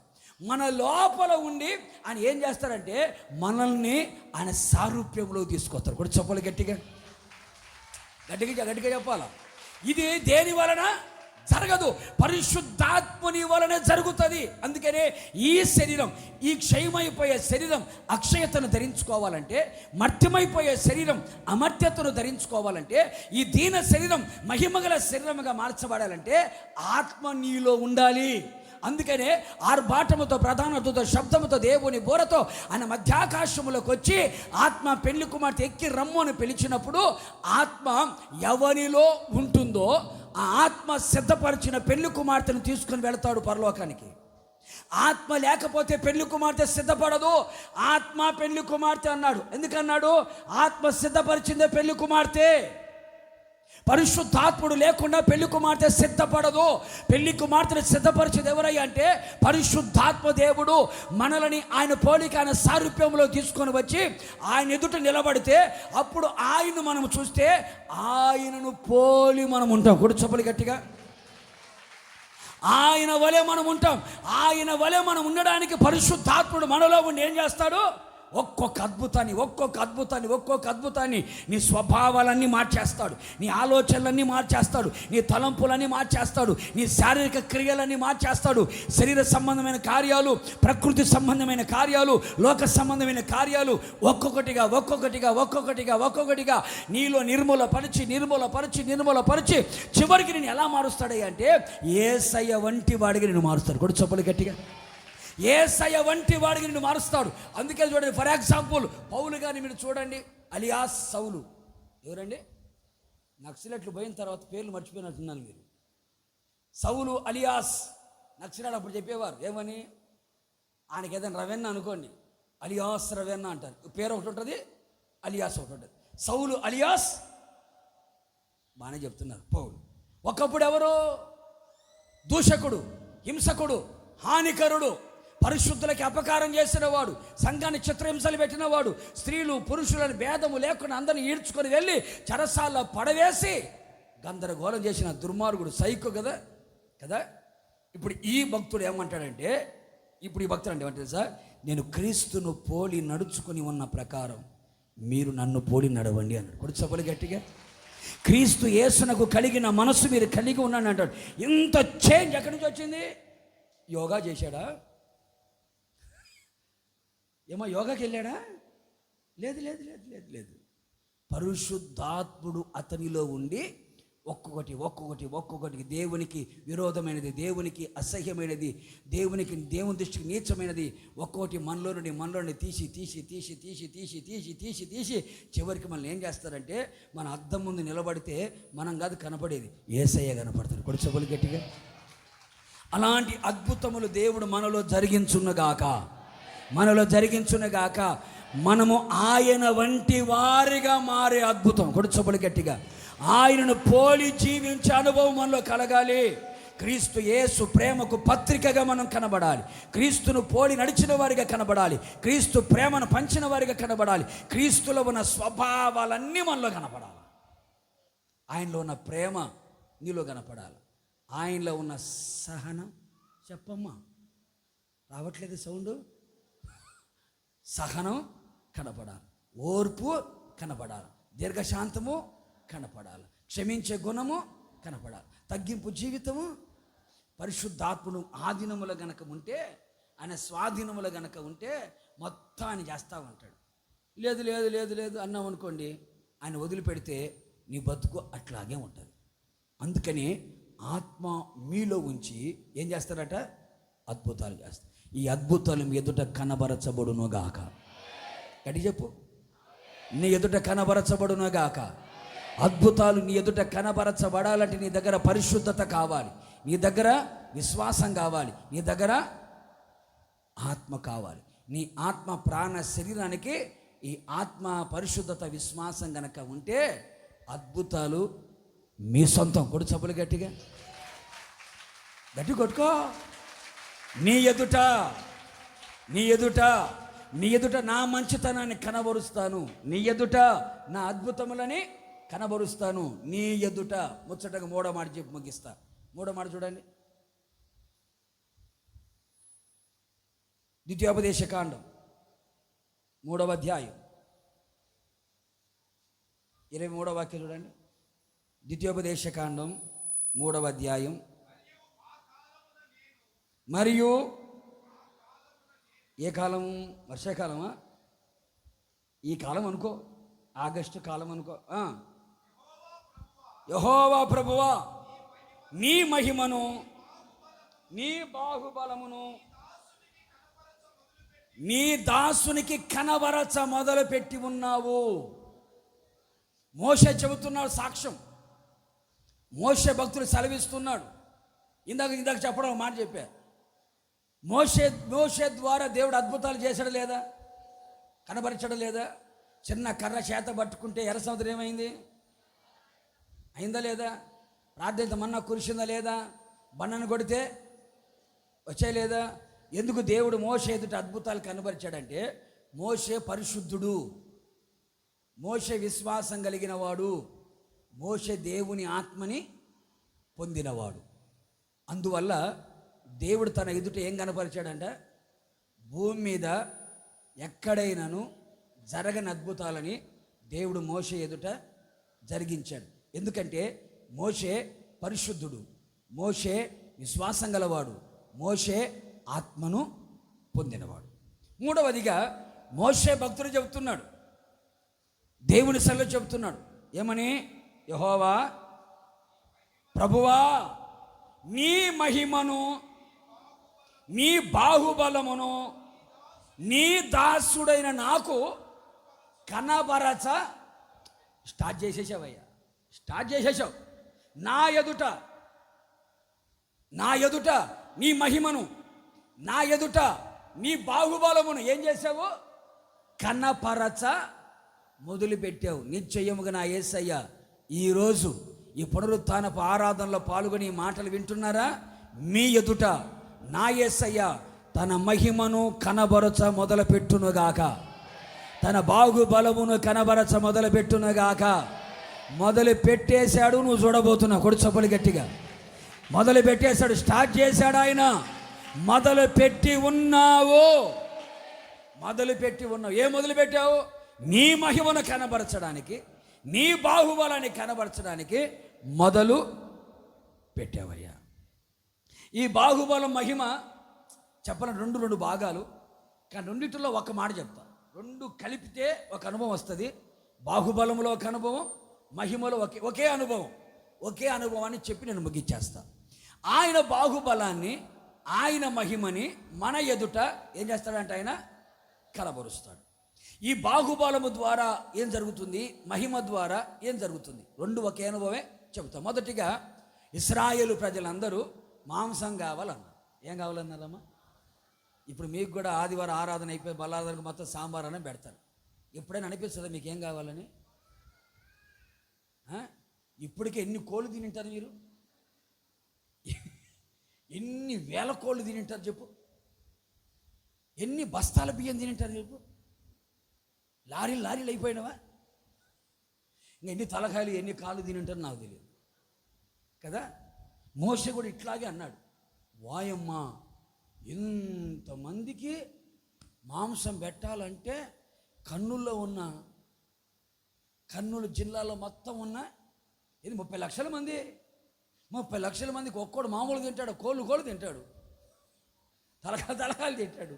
ఇంతమందికి కోళ్ళు కావాలన్నా, మటన్ కావాలన్నా, చికెన్ కావాలన్నా, చేపలు కావాలన్నా, రొయ్యలు కావాలన్నా, ఏంటి ఎగిరేటివి, ఇదేటి నడిచేటివి, ఇదే వాటిని తెచ్చినా, ఎగిరే వాటిని తెచ్చినా, నడిచే వాటిని తెచ్చినా, అమ్మో ఇంతమందికి నేను ఎక్కడి నుంచి తీసుకొచ్చి పెడతానయ్యా, నా వల్ల కాదయ్యా అని మోషే అంటా ఉంటే, ఏ మోషే ఏం మాట్లాడుతున్నాను అని దేవుడు మోషే ముందు నిలబడి, నా బాహుబలం ఏమైనా తక్కువాయనో ఏమన్నాడట? నా బాహుబలం ఏమైనా అంటే జిమ్ముకు వేయడానికి కాదు. బాహుబలం అంటే ఇదే. దీన్నేమంటారు? అరచెయ్యి, హస్తం అంటారు. ఇక్కడి నుంచి ఇక్కడికి ఏమంటారు? చెయ్యి అంటారు. అండి ఇక్కడి నుంచి ఏమంటారు? బాహు అంటారు. దీన్నేమంటారు? భుజము అంటారు. భుజం మీద ఒక ప్రసంగం చేయొచ్చు, బాహు మీద ఒక ప్రసంగం చేయొచ్చు, చెయ్యి మీద ఒక ప్రసంగం చేయొచ్చు, అరచెయ్యి మీద ఒక ప్రసంగం చేయొచ్చు. మోషే ముందుకొచ్చి ఇంతమందికి అమ్మ మాంసం ఎట్లాగయ్యా అంటే దేవుడు డైరెక్ట్ దిగొచ్చి ఇట్లా పెట్టాడట. ఇట్లా పెట్టి నా బాహుబలం ఏమైనా తక్కువ అయినా ఇది నా బాహుబలం ఏమైనా తక్కువైందని. మోషే ఏం మాట్లాడుతున్నావు? నా బాహుబలం ఏమైనా తక్కువైంది అనుకుంటున్నావా? చదువు ఆ మాట, సంఖ్యాకాండం 11వ అధ్యాయం 23వ వాక్యం చూడు.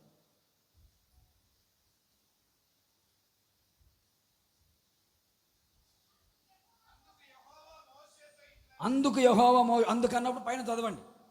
6 లక్షల పాదాచారులు అందరూ అడుగుతున్నారంట మాంసం కావాలని. అందుకు యెహోవా మోషేతో ఇట్లా, నేను యెహోవా బాహుబలము తక్కువైనదా, నా మాట నీ ఎడల నెరవేరునో లేదో ఇప్పుడు నువ్వు చూస్తావు. ఏమన్నాడంట? ఇప్పుడు నువ్వు చూస్తావని చెప్పి, ఇప్పుడు నువ్వు చూస్తే నీకు కనబరచబోతున్నా, నా బాహుబలాన్ని కనబరచబోతున్నా నేను. నా బాహుబలం తక్కువైంది అనుకున్నావా అని బయటకు వచ్చి చూస్తే పాలెము చుట్టూ ఎన్ని మూరలు అంట? 2 మూరలు. ఎన్ని మూరలు అంటండి? 2 మూరలు అంటే ఎన్ని అడుగులు? 3 అడుగులు. మూరంటే 1.5 అడుగు కదా. 2 మూరలు అంటే 3 అడుగులు. పాలెము చుట్టూ ఎట్టు చూసిన 3 అడుగులు ఎత్తు ఏం కనపడ్డాయంట? పూరియలు కనపడ్డాయి. 3 అడుగులు ఎత్తు. 3 అడుగులు ఎత్తు అంటే మామూలు విషయం అండి. మీకు అసాధ్యం కావచ్చు, నా దేవునికి అసాధ్యము. మీకు చేత కాకపోవచ్చు, నా దేవునికి చేత కానిదంటూ ఏది లేదు కదా. మీకు ఏది అవసరం ఉందో, ఏది అక్కర ఉందో అది మీకు అసాధ్యం అనుకోవచ్చు, నా దేవుని బాహుబలానికి ఏది అసాధ్యం కాదు. కొడుచబలి గట్టిగా. మహిమను గురించి దీనికి అనుగుణంగా చెప్పి నేను ముగిస్తా. ఫిలిప్పీలకు రాసిన పత్రిక 4వ అధ్యాయం 19వ వాక్యం చూడు. ఫిలిప్పీలకు రాసిన పత్రిక 4వ అధ్యాయం 19వ వాక్యం. క్రీస్తు యేసు మహిమైశ్వర్యము చొప్పున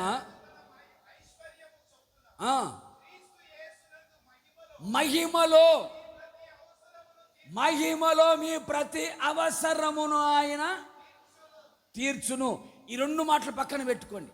బాహుబలము, మహిమ. మన ఎదుట ఆయన ఏం చేయబోతున్నాడు? కనబరచబోతున్నాడు. బాహుబలము ద్వారా ఏం చేశాడు? ఇశ్రాయేలు ప్రజల యొక్క అవసరము తీర్చాడు. మహిమలో ఏం చేశాడు? అవసరాన్ని తీర్చాడు. అంటే నీ ఎదుట దేవుడు తన బాహుబలముని, మహిమని కనబరచబోతున్నాడు. ఆ బాహుబలము ద్వారా, ఆ మహిమ ద్వారా ఏం జరగబోతుందయ్యా అంటే, నీ కోరిక సిద్ధింప చేయబడునుగాక, నీ హృదయ వాంఛ తీర్చబడునుగాక, నీ ఆలోచన సఫలము చేయబడునుగాక, నీ ప్రతి అవసరత తీర్చబడునుగాక, గుప్పిలు విప్పి నీ గుండెల్లో కోరికను తీర్చునుగాక. సర్వజీవుల కన్నులు ఆయన వైపు చూస్తున్నాయి గనక ఆయనే తన చేతుల నుంచి సమస్త అవసరములు తీర్చునుగాక.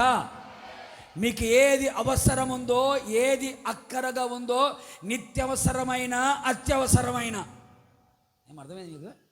నిత్యవసరాలు కొన్ని ఉంటాయి, అత్యవసరాలు కొన్ని ఉంటాయి. నిత్యవసరమైన అత్యవసరమైన అది ఏదైనా సరే, నీ పిల్లల ఫీజు విషయమైనా, పెళ్ళిళ్ళ విషయమైనా, ఆర్థికపరమైన విషయమైనా, ఏ అవసరతలతో ఒకవేళ ఉన్నావో, ఏ అక్కరల మధ్యలో ఒకవేళ ఉన్నావో, ఇది నా వల్ల కాదు, ఇది నేను చేయలేను అని ఒకవేళ నువ్వు అనుకుంటున్నావో, ఇదిగో నా దేవుని బాహుబలము బయలుపరచబడుతుంది. నా దేవుడు నీకు కావలసిన వాటన్నిటిని నీ ఇంటి ముంగిట ఉంచునుగాక, నీ ప్రతి అవసరత తీర్చునుగాక, నీ ప్రతి అక్కర తీర్చునుగాక. ఏ కొరత, కొదువ, తక్కువ లేమనే మాట నీ ఇంట వంట కనబడకుండా కనుమరుగైపోయినట్టు చేయునగాక. సకల సమృద్ధిని నా దేవుడు కలుగు చేయునగాక. సమృద్ధి అయిన ఆరోగ్యం ఇచ్చునగాక, సమృద్ధి అయిన సమాధానం ఇచ్చునగాక, సమృద్ధి అయిన సంతోషం ఇచ్చునగాక, సమృద్ధి అయిన జీవాన్ని ఇచ్చునగాక, సమృద్ధి అయిన అభిషేకాన్ని ఇచ్చునగాక, సమృద్ధి అయిన ప్రార్థన ఇచ్చునగాక, సమృద్ధి అయిన వాక్యాన్ని ఇచ్చునగాక, సమృద్ధి అయిన కృపను ఇచ్చునగాక, సమృద్ధి అయిన పరిచర్యని ఇచ్చునగాక. సమృద్ధిగా సంఘంలో దేవుడు నింపునగాక. తింటే ముక్కులో నుంచి నోట్ల నుంచి బయటకు వచ్చినాయి అంట. అట్ట ఇచ్చాడు దేవుడు. నా దేవుడు ఇవ్వాలనుకోవాలి కానీ అట్ట ఇస్తాడు ఆయన. నా బాహుబలం ఏమైనా చెప్పు చెప్పు చెప్పు చెప్పు చెప్పు చెప్పు. అయ్యా పిల్లల ఫీజు కట్టాలా ఎట్టయ్యా అనగా అనుకోని వెంటనే పొరబెట్టి నిలబడాలా. నా బాహుబలం ఏమైనా చెప్పు చెప్పు చెప్పు చెప్పు చెప్పు ఇటు నిలబడాలా. ఆ బాహుబలాన్ని చూసి అనుకోవాలా, నా దేవుడు ఏదైనా చేస్తాడు. గుడి చెప్పులు గట్టిగా.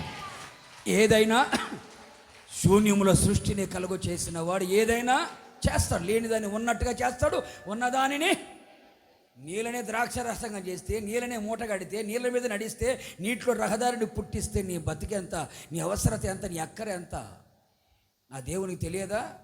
తెలుసు. ఎప్పుడు చేయాలో, ఎక్కడ చేయాలో, ఎలా చేయాలో అని బాగా. మనకు తొందర ఎక్కువ. ఏం ఎక్కువ? కాలానికి ముందు కాలు దూగుతూ ఉంటాం మనం. కాలానికి దేవుడు ఎప్పుడు చేయాలో అప్పుడు చేస్తాడు. నీకు అవసరమైనప్పుడు ఆయన చేయడు, ఆయనకు అవసరం ఉన్నప్పుడు చేస్తాడు. అర్థమైందండి? కానీ ఆయన చేసింది పక్క ప్లాన్తో ఉంటుంది. నువ్వు చేసుకునేది తొందరగా పడిపోయేటట్టు ఉంటుంది. నా దేవుడు చేసేది చరిత్రలు నిలబడేటట్టు ఉంటుంది. కొడు చప్పలు గట్టిగా. అలా చేయబోతున్నాడు ఆయన. తన బాహుబలాన్ని కనబరిచి ఏది కొరత లేకుండా, ఏది తక్కువ లేకుండా సమృద్ధిగా దేవుడిచ్చాడా లేదా? మోషే భయపడ్డాడు, ఏమవుతుందో ఇలా అవసరాలు తీర్చబడతాయా, ఇలా ఆకలి తీర్చబడుతుందా, నేను చేయగలను, నా వల్ల అవుతుందా? నీ వల్ల అవదు, ఆయన వల్ల. చెబుడుగా, నీ వల్ల చేత కాదు, ఆయన వల్ల అవుతుంది. నువ్వు చేయలేవు, ఆయన చేస్తాడు. మనం చేయలేము, ఎవరు చేస్తారు? ఏం చేస్తారండి? నా వల్ల అవుతుందా, నీ వల్ల అవుతుందా? ఏమవ్వదు. ఎవరి వల్ల అవుతుంది? సమస్తమును జరిగించువాడు ఆయనే, సమస్తమును చేయువాడు ఆయనే, సమస్తమును సృష్టించగలిగిన వాడు ఆయన. ఏదైనా చెప్పు గట్టిగా, ఏదైనా చేయగలడు. నీకు ఏ అవసరత ఉన్నా, ఏ అక్కర ఉన్నా వెంటనే గుర్తుపెట్టుకో ఆయన అన్నమాట, నా బాహుబలం ఏమైనా క్రీస్తు యేసు మహిమైశ్వర్యంలో. ప్రతి అవసరత, ప్రతిదా లేకపోతే కొన్ని మాత్రమేనా? ప్రతిదా? అమ్మ ఇది చిన్నదే చేస్తానమ్మా, పెద్దది నా వల్ల కాదమ్మా అంటాడు ఆయన. చెప్పు అంటాడా? సమస్తమును చేస్తాడు ఆయన. సమస్తమును ఇవ్వగలిగిన వాడాయన, సమస్తమును చేయగలిగిన వాడాయన. అందుకు మనం ఏం చేయాలి తెలుసా? ఆయన మీద ఆధారపడాలి. ఎవరి మీద అండి? చెప్పాలి. అన్ని చోట్ల తిరిగి అంత అయిపోయిన తర్వాత ఇంకా చంపినవే, బతికిచ్చినవే అంటే కొంతమంది ఉంటారు, మందిరానికి వస్తారు, హాస్పిటల్ చుట్టూ తిరిగి తాయెత్తులు కట్టించి, చెప్పులతో కొట్టించి, మట్టి తిరిపించి, విభూది రాయించి, యాపమండలతో తన్నిచ్చి అంత అయిపోయి ఇంకా ఊగులాడుకుంటే ఇద్దరు పట్టుకొస్తారు.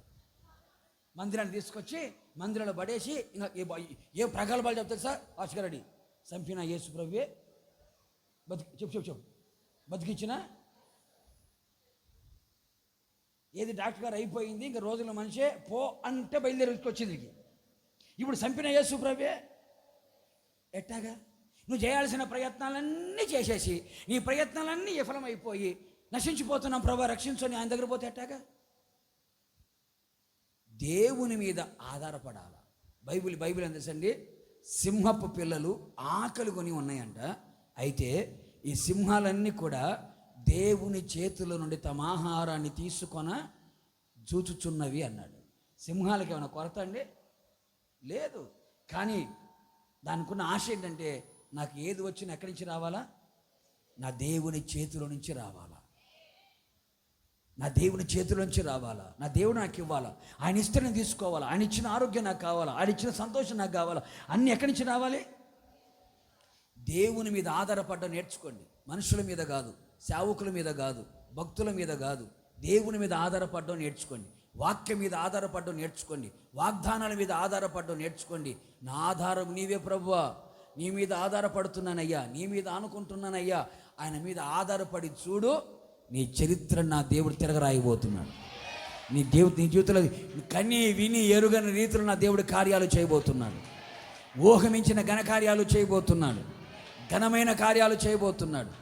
నీ ఆత్మకేం కావాలో, నీ శరీరానికి ఏం కావాలో, నీ ప్రాణానికి ఏం కావాలో, నీ కుటుంబానికి ఏం కావాలో, ప్రతి అవసరత, ప్రతి అక్కర కావలసిన వాటన్నిటిని సమస్తమును ధారాళముగా దయచేయువాడు. కొడు చెప్పులు గట్టిగా. అరా కొర ఇచ్చేవాడుగా, ధారాళముగా. ఎట్టగా? 2 మూరలు ఎత్తులేపాడు. దేన్ని? పూరేలని 3 అడుగులు ఎత్తులేపాడండి. 3 అడుగులు ఎత్తు. 3 అడుగులు ఎత్తుంటే మామూలు చేయమండి, ధారాళముగా ఇస్తాడు ఆయన.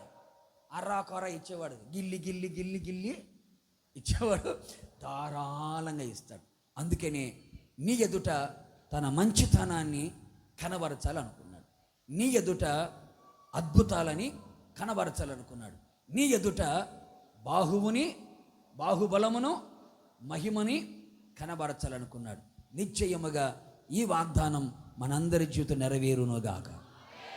నెరవేరునుగాక. నిశ్చయముగా తన మంచితనములో ఉన్న న్యాయమును మీరు చూచుదురుగాక. మీ పవిత్రతను బట్టి, మీ విశ్వాసాన్ని బట్టి, మీరు పొందుకున్న ఆత్మను బట్టి అద్భుతములు కనబరుచునుగాక. నువ్వు దేవుని మీద ఆధారపడిన ఆనుకొని విధానమును బట్టి ఆయన బాహుబలమును, ఆయన మహిమను కనబరుచునుగాక. మీ అవసరం అక్కను తీర్చునుగాక, హృదయ వాంఛలు తీర్చునుగాక, కోరికను సిద్ధింప చేయునుగాక, ఆలోచన సఫలపరచునుగాక, సమృద్ధిని ఇచ్చునుగాక. ఈ మాటలని మన హృదయంలో స్థిరపరిచి నిరంతరంగా ఫలింప చేయునుగాక. అందరూ లేచి నిలబడదాం ఒకసారి.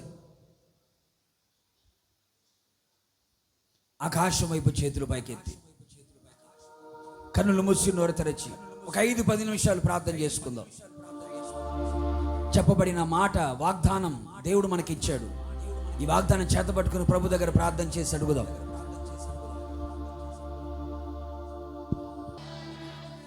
ప్రేమ స్వరూపి పరిశుద్ధుడైన యేసయ్య, జీవాధిపతివైన తండ్రి, మీకు స్తోత్రములు చెల్లిస్తూ ఉన్నాం. గత కాలమంతా మీ కృపలో దాచి కాపాడి ఈ పునరుద్ధానపు ఆరాధనలో మమ్మలందరినీ మీ సన్నిధిలో, మీ సముఖములో, మీ మందిర ఆవరణములో చేర్చి ఈ ప్రత్యేకమైన ఆదివారపు ఆరాధనలో మీ దాసుని మీరు నిలిపి మీరు మాట్లాడిన ప్రతి మాట కొరకు స్తోత్రములు చెల్లిస్తూ ఉన్నాము తండ్రి. స్తోత్రములు ప్రభువా, స్తోత్రములు యేసయ్యా, మీకు స్తోత్రములు నాయనా. నా మంచితనమంతయు నీ ఎదుట కనపరచెదనని వాగ్దాన పూర్వకముగా ప్రతి ఒక్కరితో మీరు మాట్లాడుతూ వచ్చారు తండ్రి. ఈ సంఘము ఎడల, ఈ ప్రజల ఎడల మీరు కలిగి ఉన్న ఉద్దేశముల కొరకు స్తోత్రములు తండ్రి. మీ దాసుని మరుగు చేసి మీరు మాట్లాడిన ప్రతి మాట కొరకు స్తోత్రములు నాయనా. మీరు ఒక్కరే మంచివాడు ప్రభువా, మీరు ఒక్కరే మంచి దేవుడవు నాయనా. మంచితనం అంతయు కనపరిచే దేవునిగా మీరు మా మధ్యలో నిలిచి మీ ప్రజలతో మాట్లాడుతూ వచ్చారు తండ్రి. నీకు స్తోత్రములు నాయనా. అన్యాయమును అనుభవించిన ప్రజలు ఇక మీదట మీ ద్వారా న్యాయమును అనుభవించేటట్లుగా మీరు న్యాయము చేసే దేవుడిగా ఉన్నందుకై మీకు స్తోత్రములు చెల్లిస్తూ ఉన్నాము తండ్రి. న్యాయమే చేసే దేవుడవు ప్రభువా, మీకు స్తోత్రాలు తండ్రి. న్యాయమే జరిగించే దేవుడవు ప్రభువా. ఎంతో కాలము నుండి ఎన్నో విషయాలలో మీ ప్రజలు అన్యాయమును అనుభవించారు ప్రభువా. ఈ రోజు మీరు వాగ్దానము చేశారు, మంచితనమును కనపరిచే దేవునిగా, న్యాయమును జరిగించే దేవునిగా, న్యాయమును ప్రత్యక్షపరిచే దేవునిగా మీరున్నందుకు స్తోత్రములు చెల్లిస్తూ ఉన్నాము ప్రభువా. మీ ప్రజలందరి ఎడల, చిన్నలు, పెద్దలు, వృద్ధులు, యవనస్తులు చేరి వచ్చిన అందరి ఎడల మీరు న్యాయమును జరిగించమని వేడుకుంటున్నాము తండ్రి. నీకు స్తోత్రములు. ఏ ఏ విషయాలలో మీ ప్రజలు అన్యాయమును అనుభవిస్తూ వచ్చారో నాయనా, దుఃఖాన్ని, నిట్టూర్పులను అనుభవిస్తూ వచ్చారో, అన్యాయాన్ని ఏ ఏ విషయాల్లో సహిస్తూ వచ్చారో ఆ విషయాలన్నిట్లో మీరు న్యాయము జరిగించమని వేడుకుంటున్నాము తండ్రి. మీకు స్తోత్రములు ప్రభువా. అద్భుతములు కనపరిచే దేవునిగా మీరున్నారు తండ్రి. మీకు స్తోత్రములు ప్రభువా. ఇప్పటి వరకు మీ ప్రజలు అనుభవించని అద్భుతములన్నీ ఇక మీదట మీరు జరిగించబోతున్నందుకై మీకు స్తోత్రములు చెల్లిస్తూ ఉన్నాము ప్రభువా. తీర్మానముతో మీ సన్నిధిలో మీ ప్రజలు ప్రార్థన చేసుకున్నారు ప్రభువా. ఇక మీదట పరిశుద్ధముగా మీ ప్రజలు జీవించున్నట్లుగా, తమను తాము పరిశుద్ధపరుచుకునేటట్లుగా, తమ కుటుంబాన్ని పరిశుద్ధపరుచుకునేటట్లుగా, తమ క్రియలను మార్చుకునేటట్లుగా మీరు కృప చూపమని వేడుకుంటున్నాము తండ్రి. మీకు స్తోత్రములు ప్రభువా. మీ ప్రజలలో విశ్వాసమును కలిగించి ఆవగింజంత విశ్వాసమును, గొప్ప విశ్వాసమును, గట్టి విశ్వాసమును, దృఢమైన విశ్వాసమును, స్థిరమైన విశ్వాసమును మీ ప్రజలలో మీరు పుట్టించి విశ్వాసము ద్వారా అద్భుతములను కనపరచమని వేడుకుంటున్నాము తండ్రి. మీకు స్తోత్రములు ప్రభువా. ప్రతి ఒక్కరిలో పరిశుద్ధాత్మ నింపబడునట్లుగా, పరిశుద్ధాత్మ నింపబడునట్లుగా, పరిశుద్ధాత్మ నింపబడునట్లుగా, ఆత్మాభిషేకము ప్రతి ఒక్కరిలోనికి దిగవచ్చునట్లుగా. రిబల శరబర కర తియరబర కరబల తియరబల శరబల కర తరబల కర. ప్రతి ఒక్కరిలో మీ ఆత్మను అనుగ్రహించమని వేడుకుంటున్నాము. మీ ఆత్మను అనుగ్రహించండి ప్రభువా. మీ ఆత్మను అనుగ్రహించండి నాయనా. అడుగు ప్రతి వారికి నిశ్చయముగా ఆత్మను అనుగ్రహిస్తానని మీరు వాగ్దానము చేశారు ప్రభువా. అంత్య దినములలో సర్వ శరీరాల మీద ఆత్మను కుమ్మరిస్తానని చెప్పారు. మీ ఆత్మను కుమ్మరించండి ప్రభువా. మీ ఆత్మను అనుగ్రహించండి ప్రభువా. మీ ఆత్మ ద్వారానే ప్రతి ఒక్కరిలో అద్భుతములను కనపరచండి తండ్రి. నీకు స్తోత్రం. ఆశ్చర్యకరముగా మార్చబడుదురుగాక.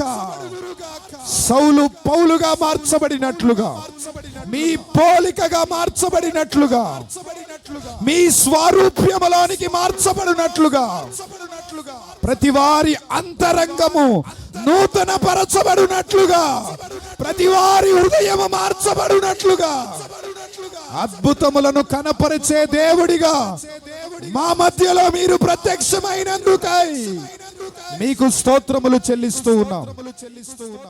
యేసయ్యా, చేరి వచ్చిన ప్రజలందరి అక్కరులు ఎరిగిన దేవుడు, అవసరతలు ఎరిగిన దేవుడవు, కొదువలు కొరతలను ఎరిగిన దేవుడవు నాయనా.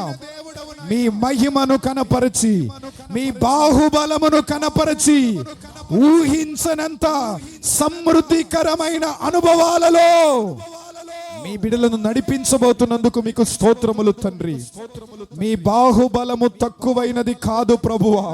మీ బాహుబలము తక్కువైనది కాదు తండ్రి. శూన్యములో సృష్టిని కలుగజేసిన దేవుడవు తండ్రి. నిశ్చయముగా కొదువలు కొరతలన్నీ తీర్చబడేటట్లుగా, ఖాళీ పాత్రలన్నీ నింపబడేటట్లుగా, గిన్నెలు పొంగి పొర్లేటట్లుగా సమృద్ధి ప్రతి కుటుంబంలో నింపబడునుగాక, నింపబడునుగాక, నింపబడునుగాక. కొదువలన్నీ తీర్చబడేటట్లుగా, ప్రతి అవసరత తీర్చబడేటట్లుగా మీ మహిమలో ప్రతి అవసరతను తీర్చి కృప చూపించండి తండ్రి. నీకు స్తోత్రాలు. మీ సన్నిధికి వచ్చిన మీ ప్రజలందరితో మీరు మాట్లాడారు ప్రభువా. మీరు మాట్లాడారు తండ్రి. మీరు మాట్లాడినందుకై మీకు స్తోత్రములు చెల్లిస్తూ ఉన్నాం. ప్రతి మాట, ప్రతి హృదయములో నీరు కట్టి ఫలింప చేయండి, స్థిరపరచండి తండ్రి. మీకు స్తోత్రాలు. వాక్యానుసారముగా జీవింప చేయండి. ఆశ్చర్య రీతిగా, ఊహించని విధముగా మీ దాసులను, దైవజనులను మా మధ్యకు మీరు నడిపించారు తండ్రి.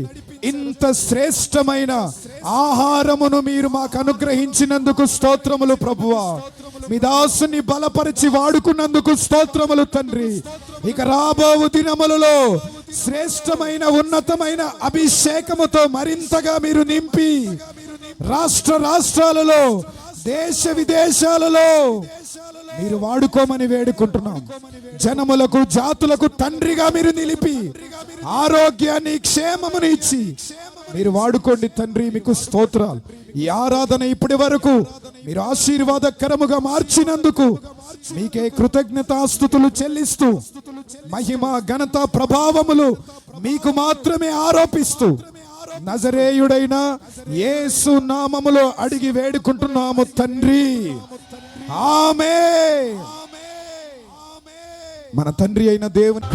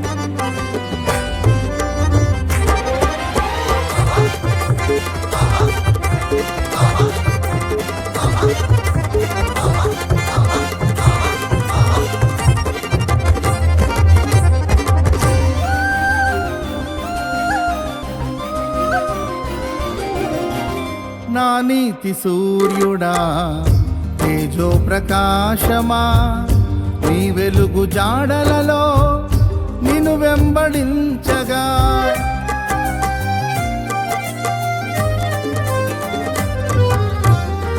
నా నీతి సూర్యుడా తేజో ప్రకాశమా నీ వెలుగు జాడలలో నిన్ను వెంబడించగా నీ జీవవాక్యం నింపెనే నాలో ధైర్యము ప్రాణాత్మ దేహం సర్వదా నీకే అంకితం నీ జీవవాక్యం నింపెనే నాలో ధైర్యము ప్రాణాత్మ దేహం సర్వదా నీకే అంకితం నా యేసు రాజా అనురాగ బంధమా నాను విడువలేని ఆత్మానుబంధమా నా యేసు రాజా అనురాగ బంధమా నన్ను విడువలేని ఆత్మానుబంధమా స్తుతి కీర్తనీయుడా ఘనమైన నీ ప్రేమ